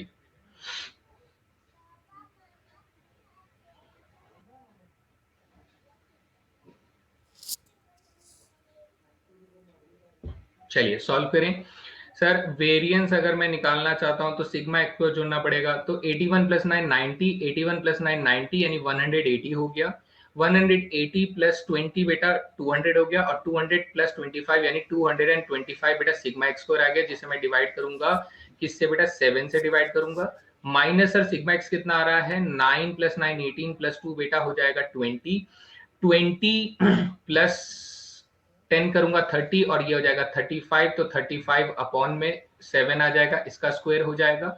सो 7 से डिवाइड करूंगा तो 7 3 जा 21, 7 2 जा 14, और फिर 0.14 आ जाएगा, ठीक है। और यहाँ पर बेटा 7 5 जा 35, और 5 का स्क्वायर 25 आ जाएगा। तो आप लोगों को बेटा कितना मिल रहा है, 7.14 मिल रहा है। So right answer is option number 2। बताइए सभी को क्लियर हो गया बच्चा लोग, एवरीबॉडी। दो बच्चों का, उमेश और नकुल सिंह का आंसर यहाँ पर गलत आ रहा है, रेस्ट सभी बच्चों का बिल्कुल सही जवाब है।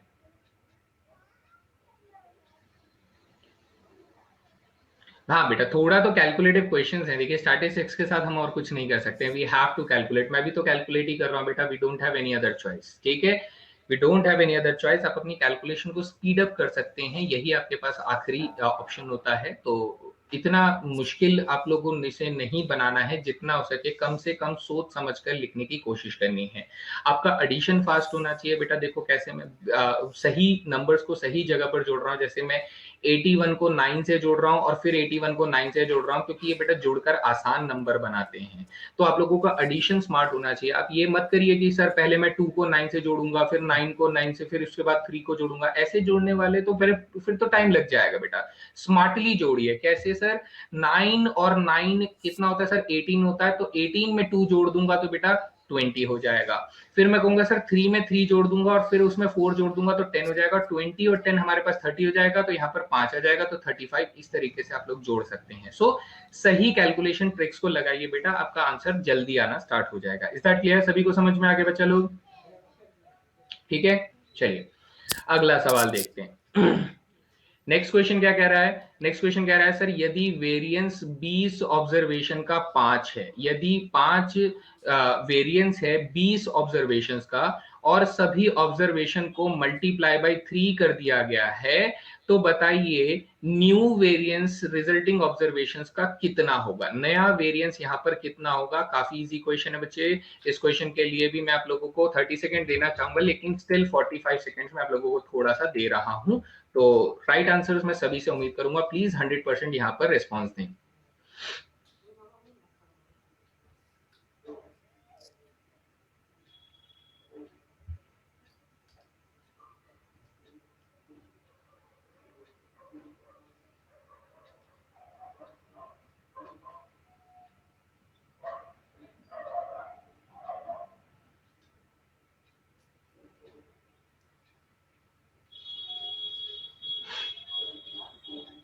बेटा आप लोगों को बताया गया था कि सर अगर मैं वेरिएंस सी एक्स कर रहा हूं, चेंज इन स्केल कर रहा हूं, तो मेरा जो पुराना वेरिएंस होगा बेटा उसका सी स्क्वायर टाइम्स हो जाएगा। क्या हो जाएगा सर? सी स्क्वायर टाइम्स हो जाएगा।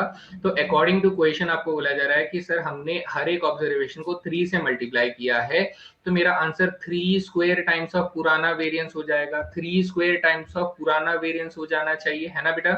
तो 3 स्क्वायर कितना होता है सर? 9 होता है, और इंटू में पुराना वेरिएंस 5 है, तो मेरा आंसर कितना हो जाएगा बेटा? 45 हो जाएगा। So right answer is option number 4। ठीक है उमेश बच्चे, सिर्फ आपका आंसर यहाँ पर गलत हुआ है। बताइए बात समझ में आ गई बेटा? पोल तो मैंने दे दिया है ना। चलिए सभी को समझ में आ गया, सिर्फ उमेश बच्चा आपका आंसर यहाँ पर गलत है। तो उमेश मैं आपसे कंफर्मेशन मांग रहा हूँ, बच्चे आपको समझ में आ गया? जल्दी से बताइए प्लीज। ध्यान से देखिएगा, यहाँ पर ये क्या कह रहा है, ये कह रहा है कि जो वेरिएंस होता है वो अनअफेक्टेड। बेटा अनअफेक्टेड माने क्या बोल रहा है कि वो इंडिपेंडेंट, ठीक है। इंडिपेंडेंट शब्द से ही वो क्या बताना चाहता है बेटा, अनअफेक्टेड बोलना चाहता है। मैं यहाँ पर अनअफेक्टेड शब्द को इंडिपेंडेंट से जोड़ रहा हूँ, किससे, चेंज ऑफ ओरिजिन से अनअफेक्टेड है और चेंज ऑफ स्केल से अनअफेक्टेड है। ये आपको बताना है कि ये वाक्य सही है या नहीं है। दूसरी बार क्या बोल रहा है sir, coefficient of variation, variance जो है यानी सीवी जो है वो इंडिपेंडेंट होता है यूनिट ऑफ ऑब्जर्वेशन। बेटा यूनिट ऑफ ऑब्जर्वेशन को दूसरी लैंग्वेज में क्या बोलूंगा, चेंज इन स्केल बोलूंगा। किसमें बोलूंगा बेटा, चेंज इन स्केल। इसका मायने मैं आपको थोड़ी देर में समझाऊंगा, लेकिन अभी के लिए मैंने आपको हिंट दे दिया कि चेंज इन स्केल में आपको समझना है कि यूनिट ऑफ ऑब्जर्वेशन से स्वतंत्र है। तो उस हिसाब से आपको बताना है कि इनमें से कौन कौन से वाक्य सही हैं और कौन से वाक्य गलत हैं। So everybody get ready for this question. 30 seconds आप लोगों को मिलते हैं इस क्वेश्चन के लिए।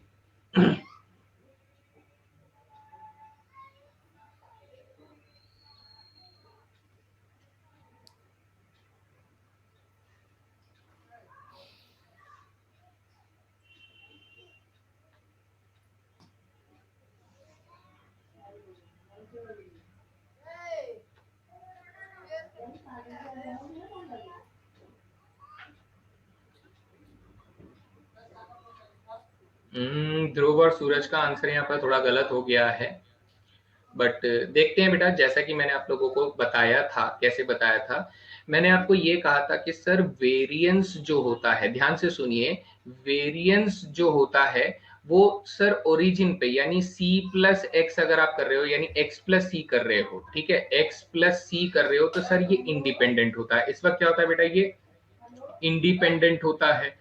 लेकिन जब हम लोग वेरिएंस सी एक्स करते हैं, वेरिएंस सी एक्स करते हैं तो उस वक्त कैसा होता है सर, ये डिपेंडेंट होता है, इंडिपेंडेंट नहीं होता है।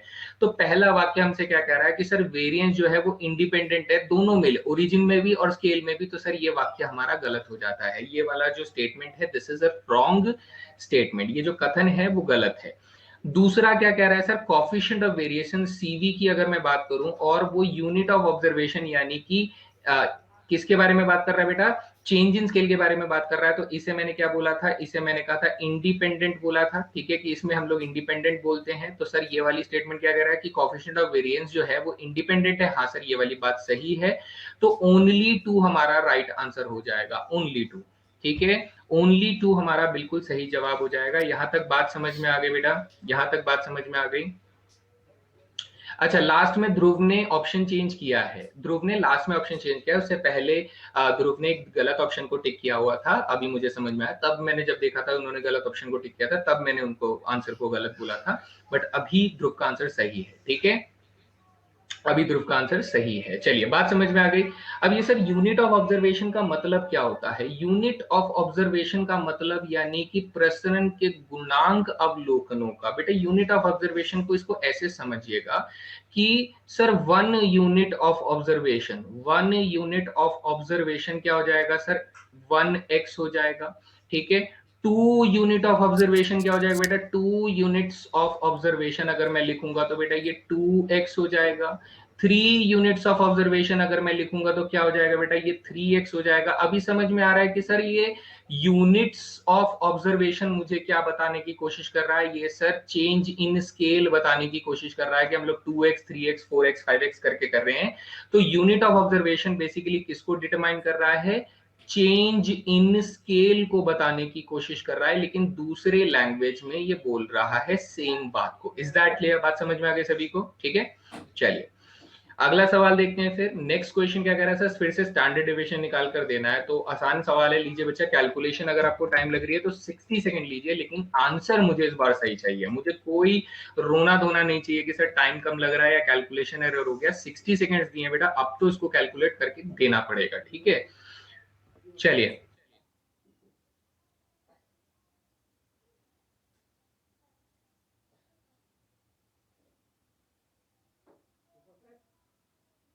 I'm waiting for right answers, guys.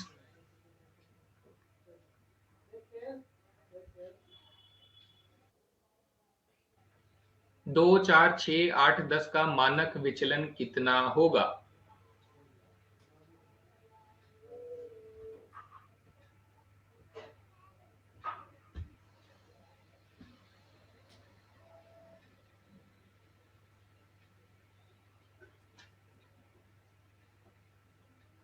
So how do we find that? X की वैल्यू कितनी है सर? एक्स की वैल्यू 2, 4, 6, 8 और 10 दिया हुआ है, तो हम लोग एक्स स्क्वायर निकालेंगे। 4, 16, 36, 64 और 100 हो जाएगा। तो सर हम लोग वेरिएंस की तरफ कूदना शुरू करेंगे। वेरिएंस के लिए सिग्मा एक्स स्क्वायर को n से डिवाइड करेंगे, यानी 16 और 4 20 हो जाएगा, 64 और 36 100 हो जाएगा, 100 100 200 220 हो जाएगा। कितना हो जाएगा बेटा? 220 डिवाइडेड बाई 5 हो जाएगा, माइनस सिग्मा एक्स कितना हो जाएगा सर? 6 4 10 8 2 10 और 30 हो जाएगा, तो 30 अपॉन में 5 का होल स्क्वायर हो जाएगा। So this will be the value. Okay, answer अब भी गलत हो गया। ये नकुल सिंह का आंसर गलत आ गया। बेटा थोड़ा कैलकुलेशन पे फोकस करो प्लीज, प्लीज थोड़ा सा कैलकुलेशन पे फोकस करो। मुझे अच्छा नहीं लग रहा है कि बार बार कोई ना कोई बच्चा गलत कर देता है। तो 5 की टेबल में कैंसिल आउट करोगे तो बेटा you will be left with 44, और यहाँ पर आपके पास क्या आ जाएगा सर? 44 आ जाएगा, माइनस के 36 आ जाएगा, तो आपके पास 8 आ जाएगा। यानी सर अगर मैं स्टैंडर्ड डेविएशन निकालूंगा तो मुझे अंडर द रूट 8 निकालना होगा। अंडर द रूट 8 बेटा 2 रूट 2 के बराबर होता है, और रूट 2 बेटा किसके बराबर होता है? 1.41 के बराबर होता है। ये बात आपको मालूम होनी चाहिए, आप फिजिक्स पढ़ते हैं। तो जब आप इसे 2 से मल्टीप्लाई करेंगे तो ऑब्वियस सी बात है ये 2.82 के पास आसपास आंसर आएगा। So right answer is option number 1। बताइए एवरीबॉडी क्लियर? बेटा सभी को समझ में आ गया?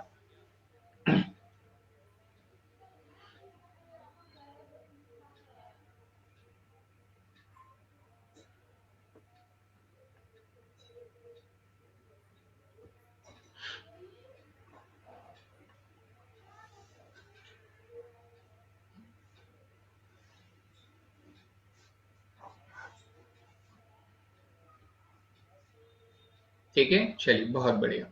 नेक्स्ट क्वेश्चन करते हैं सर, अगला सवाल देखते हैं। नेक्स्ट क्वेश्चन आपके पास क्या बोल रहा है? ये कह रहा है कि सर जो मीन है और स्टैंडर्ड डेविएशन है, ठीक है, किसी सेट ऑफ वैल्यूज का 5 और 2 है, 5 और 2 है।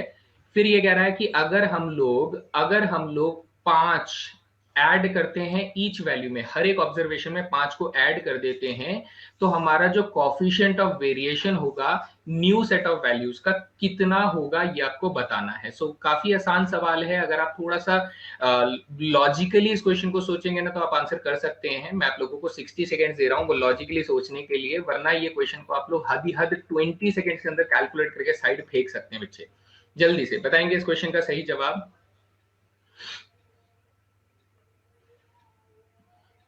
हमें बच्चा लोग इस क्वेश्चन में क्या क्या दिया हुआ है वो मैं थोड़ा लिख देता हूं। हमें एक्सपेक्टेशन ऑफ एक्स दिया हुआ है बेटा, कितना दिया हुआ है? 5 दिया हुआ है, जबकि स्टैंडर्ड डेविएशन ऑफ एक्स हमें कितना दिया है सर? 2 दिया है। तो वो आपसे ये कह रहा है कि हमें नए सेट ऑफ वैल्यूज का कॉफिशिएंट ऑफ वेरिएंस बताइए। ठीक है, न्यू सीवी आप लोगों को बताना है बेटा, न्यू सीवी आप लोगों को बताना है कितना होगा। आदर्श का आंसर सही आ गया, शिवम का आंसर सही आ गया। नीरज बच्चे अपना आंसर आप क्रॉस चेक कर सकते हैं। आदर्श का आंसर सही आ गया।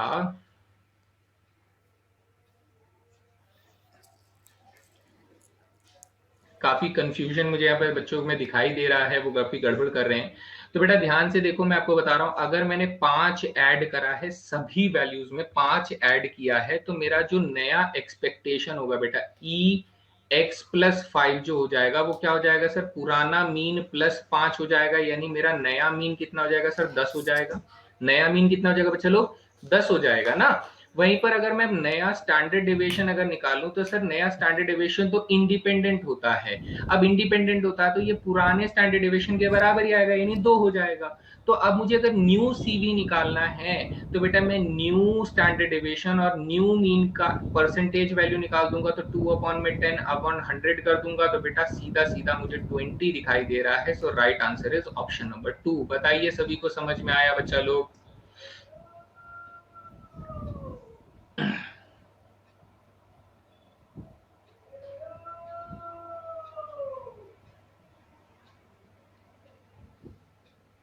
ठीक है,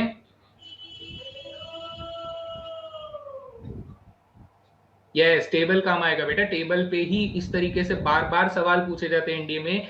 वो टेबल अगर आप लोगों ने ध्यान नहीं दिया तो बहुत गड़बड़ हो जाएगा। तो इसलिए मैंने वहां पे कांट बी डिटरमिन्ड लिखा था बेटा। हम लोग डायरेक्टली नहीं लिख सकते हैं, वी हैव टू कैलकुलेट, क्योंकि इसमें से एक चीज बदल रही होती है, दूसरी चीज नहीं बदल रही होती है, और इसी वजह से हम लोग कहते हैं कांट बी डिटरमिन्ड हो जाता है सर, कांट बी डिटरमिन्ड हो जाता है। ठीक है, बात समझ में आ रही है सभी को? ठीक है, किसी को कोई भी सवाल है तो बेटा पूछ सकते हैं। अगर किसी को कोई बात नहीं समझ में आ रही है तो प्लीज बताएंगे, because this is really an important question.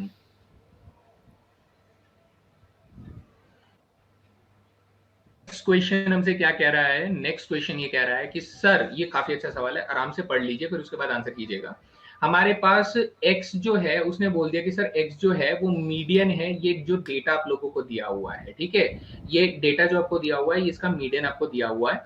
फिर वो कहता है कि सर अगर मैंने 32 को 36 से रिप्लेस कर दिया, 41 को 63 से रिप्लेस कर दिया, तो मेरा जो नया मीडियन होगा बेटा उसे हम लोग y बोल देते हैं। जो मेरा नया मीडियन आएगा उसे y बोल देते हैं। तो बताइए सर x और y की एडिशन यानी x प्लस y की वैल्यू इनमें से कितनी होगी। काफी बेहतरीन सवाल बेटा, सोचिए समझिए, आराम से निकालने की कोशिश कीजिए। मैं आप लोगों को 75 सेकंड्स दे रहा हूं बेटा, और क्या दूं बेटा, 75 seconds provided to you for this question. आराम से सोच समझ कर निकालिए ताकि कोई भी बच्चा मायूस होकर ना जाए कि सर समय कम पड़ गया। चलिए जल्दी से, है ना।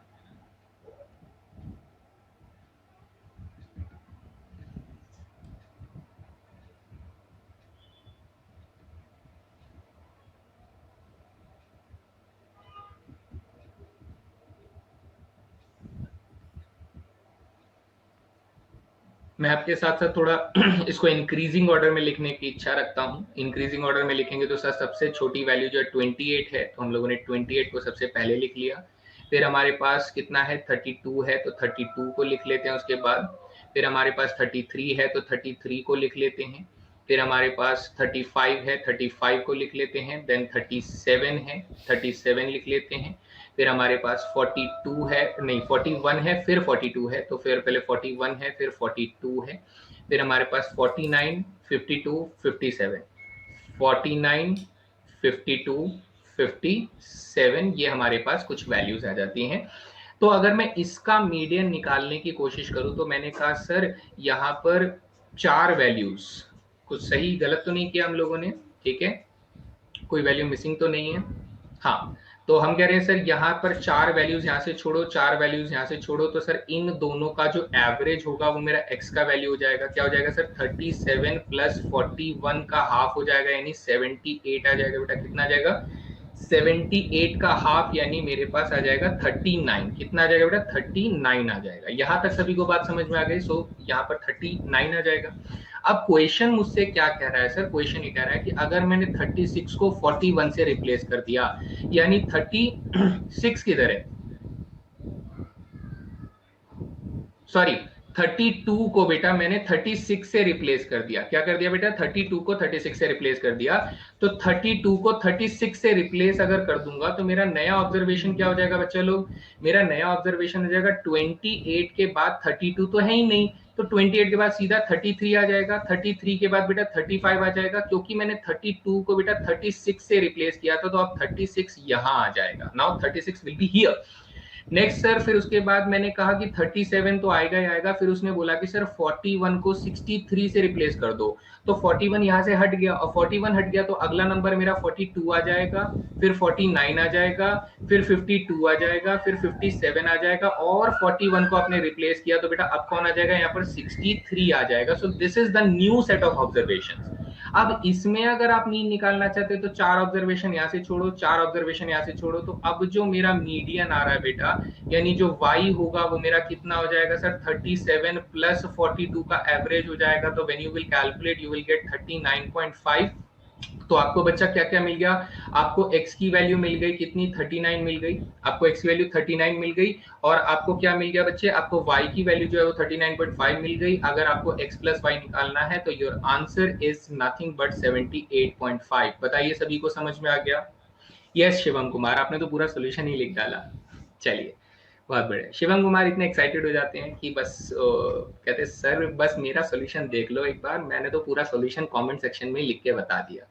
चलिए बहुत बढ़िया, ये क्रेज होना चाहिए, ये क्रेज बहुत अच्छी बात है बेटा। जस्ट इस क्रेज को कभी भी ढलने मत देना। ये जो आपका मैथमेटिक्स को लेकर जो प्रेम है ना बेटा, ये प्रेम आपको बहुत ऊपर तक लेकर जाएगा, बहुत तरक्की दिलाएगा। किसी भी चीज के पीछे पड़ जाना एक पागलपन जो होता है, वो पागलपन हर हर चोटी में आपको पहुंचने का सक्सेस रास्ता दिखाता है बेटा, आपके अंदर से वो मोटिवेशन जगाता है। ये पागलपन कभी भी खत्म मत होने देना बेटा, ठीक है।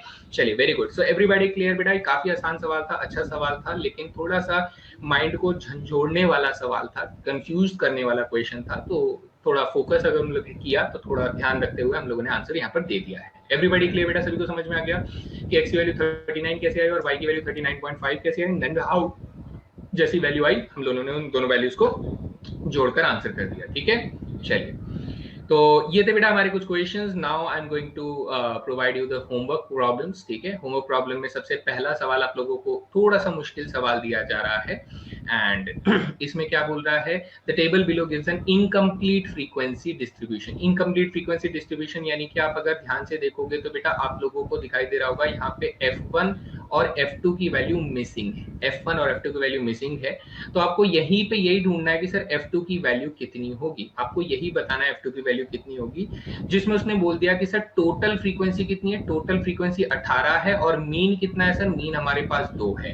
तो आप लोग जानते हो सर मीन का फॉर्मूला क्या होता है, मीन का फॉर्मूला होता है सिग्मा fx अपॉन में बेटा सिग्मा f होता है। तो मीन आपके पास कितना बेटा, मीन आपके पास 2 है, सिग्मा fx आप लोग निकाल लोगे, कुछ ना कुछ तो आएगा ही, और सिग्मा f यानी टोटल फ्रीक्वेंसी कितनी है सर, 18 है। तो यहाँ से आप लोगों के पास F1 और F2 की वैल्यू निकल कर आ जाएगी, और डेफिनेट सी बात है बेटा F2 की वैल्यू यहाँ पर कितनी आने वाली है, F2 की वैल्यू आने वाली है 4। कितनी आने वाली है बेटा, ये आप लोगों का होमवर्क हो जाता है, ठीक है बच्चे लोग। ए ऑप्शन अपना सही आंसर हो जाएगा। चलिए, सेम इसी क्वेश्चन में जब आपको F1 और F2 की वैल्यू मिल जाएगी, जब आपको F1 और F2 की वैल्यू मिल जाएगी, तब आपको क्या निकाल कर देना है, तब आपको स्टैंडर्ड डेविएशन निकाल कर देना है इस क्वेश्चन के अंदर। तो स्टैंडर्ड डेविएशन आपका कितना आ जाएगा बेटा, इसमें आ जाएगा ऑप्शन नंबर सी। ये भी आप लोगों का होमवर्क हो जाता है, ठीक है। तो ये आप दोनों क्वेश्चंस को ट्राई करेंगे, सेम ही क्वेश्चन था, बस फर्स्ट आपको यहाँ पर F1 और F2 की वैल्यू पता लग जाएगी, उसके बाद आप लोग स्टैंडर्ड डेविएशन निकाल पाएंगे, उससे पहले नहीं निकाल पाएंगे, ठीक है बच्चे लोग। बात क्लियर हो गई। नेक्स्ट बेटा प्रीवियस ईयर क्वेश्चंस की बात करें तो सर ये देखिए, ये सवाल हम लोगों को पूछा गया है, देखिए कितना आसान सवाल पूछा गया है। कह रहा है कि सर यदि सभी प्राकृतिक संख्याएं जो 1 से लेके 20 तक के बीच में हैं, उनको अगर 3 से गुणा कर दिया जाए तो हमारा जो वेरिएंस होगा वो रिजल्टिंग सीरीज का कितना होगा। भाई बहुत ही हद ही आसान सवाल है। मैं आप लोगों को कहूंगा बेटा, हिंट मैं आप लोगों को दे देता हूँ कि x की वैल्यू बेटा आप लोग 1 2 3 4 dot dot dot dot dot 20 तक ले लो, और इसका बेटा मुझे एक वेरिएंस निकाल दो, वेरिएंस ऑफ x निकाल दो कि सर इसका कितना होगा। फिर आपसे पूछा गया कि सर यदि हम लोग सभी ऑब्जर्वेशन को 3 से गुना कर देते तो आप खुद से बता नहीं सकते कि सर वेरिएंस ऑफ 3x कितना हो जाएगा, आप लोग खुद ही बता दोगे कि सर वेरिएंस ऑफ 3x कितना हो जाएगा, आपको मालूम है कि कैसे निकालते हैं। तो पहले आप 1 से लेके 20 तक के सभी ऑब्जर्वेशन का बेटा वेरिएंस निकाल लो, और फिर उसे वेरिएंस 3x के टेबल वाले कॉन्सेप्ट से आप लोग सॉल्व करके दे सकते हो। सो इसका जो सही आंसर आएगा वो बेटा ऑप्शन नंबर सी आ जाएगा। तो ये भी आप लोगों का होमवर्क हो जाता है, ठीक है बच्चे लोग। चलिए आगे देखते हैं सर, अगला क्वेश्चन क्या कह रहा है। ये कह रहा है सर मीन जो है वो 100 ऑब्जर्वेशन का 50 है, और स्टैंडर्ड डेविएशन जो है वो 10 है। अगर 5 सब्ट्रैक्ट किया जाता है हर एक ऑब्जर्वेशन में से, और फिर उसे 4 से भाग दिया जाता है, तो बताइए न्यू मीन और न्यू स्टैंडर्ड डेविएशन कितना होगा। बताओ, हलवा सवाल है बच्चे, कितना प्यारा सा हलवा बना रखा है, लेकिन इसे समझना। इसने कैसे करना है बेटा, हमें जो एक्सपेक्टेशन दिया हुआ है, जो पुराना एक्सपेक्टेशन दिया हुआ वो बेटा हमें कितना दिया हुआ है, वो हमें 50 दिया हुआ है, और जो स्टैंडर्ड डेविएशन दिया हुआ है x का वो हमें कितना दिया है सर, 10 दिया है। ये कह रहा है कि सर अगर हम लोग एक्सपेक्टेशन में सभी ऑब्जर्वेशन को 5 से माइनस करके अगर 4 से भाग देते हैं, सभी ऑब्जर्वेशन को 5 से माइनस करके 4 से भाग देते हैं, तो टेबल को अप्लाई करेंगे तो आप क्या कहेंगे सर, 50 में से भी 5 को माइनस करके 4 से भाग देना होगा, और अगर मैं स्टैंडर्ड डेविएशन की बात करूं तो बेटा स्टैंडर्ड डेविएशन में हम लोगों ने कहा था कि सर प्लस या माइनस का फर्क नहीं पड़ता, लेकिन मल्टीप्लाई और डिवीजन का फर्क जरूर पड़ता है। तो अगर आप ये बात को ध्यान रखते हैं तो हमारा जो स्टैंडर्ड डेविएशन होगा 10, उसमें से प्लस माइनस 5 करने की जरूरत नहीं है, आपको उसे डिवाइड बाई 4 करने की जरूरत है। तो यहां से आपका आंसर आ जाएगा बेटा 11.25 आ जाएगा, यहाँ से आंसर आपका 2.5 आ जाएगा। सो हमारा आंसर क्या हो जाएगा, ऑप्शन नंबर सी हो जाएगा। सो ये भी आप लोगों का होमवर्क हो जाएगा, इसे प्रैक्टिस जरूर करना है। तो सभी को क्लियर हो गया बेटा, सभी को बात समझ में आ गई। टेबल के ऊपर देखो किस तरीके से बार बार सवाल पूछे जा रहे हैं बेटा, बार बार सवाल पूछे जा रहे हैं टेबल के ऊपर। जो टेबल मैंने आप लोगों को फोकस करने के लिए बोला, so that table is the most important part in this class, ठीक है। तो इसे बहुत सीरियसली देखिएगा। चलिए क्लियर हो गया बेटा सभी को। तो ये हुए कुछ homework question, previous year question जो मैंने आप लोगों के साथ शेयर कर दिए हैं। तो आज की क्लास में मैंने टोटल कितने सवाल करवाए बेटा, टोटल मैंने आज की क्लास में आप लोगों को दिए हैं 11 क्वेश्चंस। 11 क्वेश्चंस में से देखते हैं आपका लीडर बोर्ड क्या कहता है।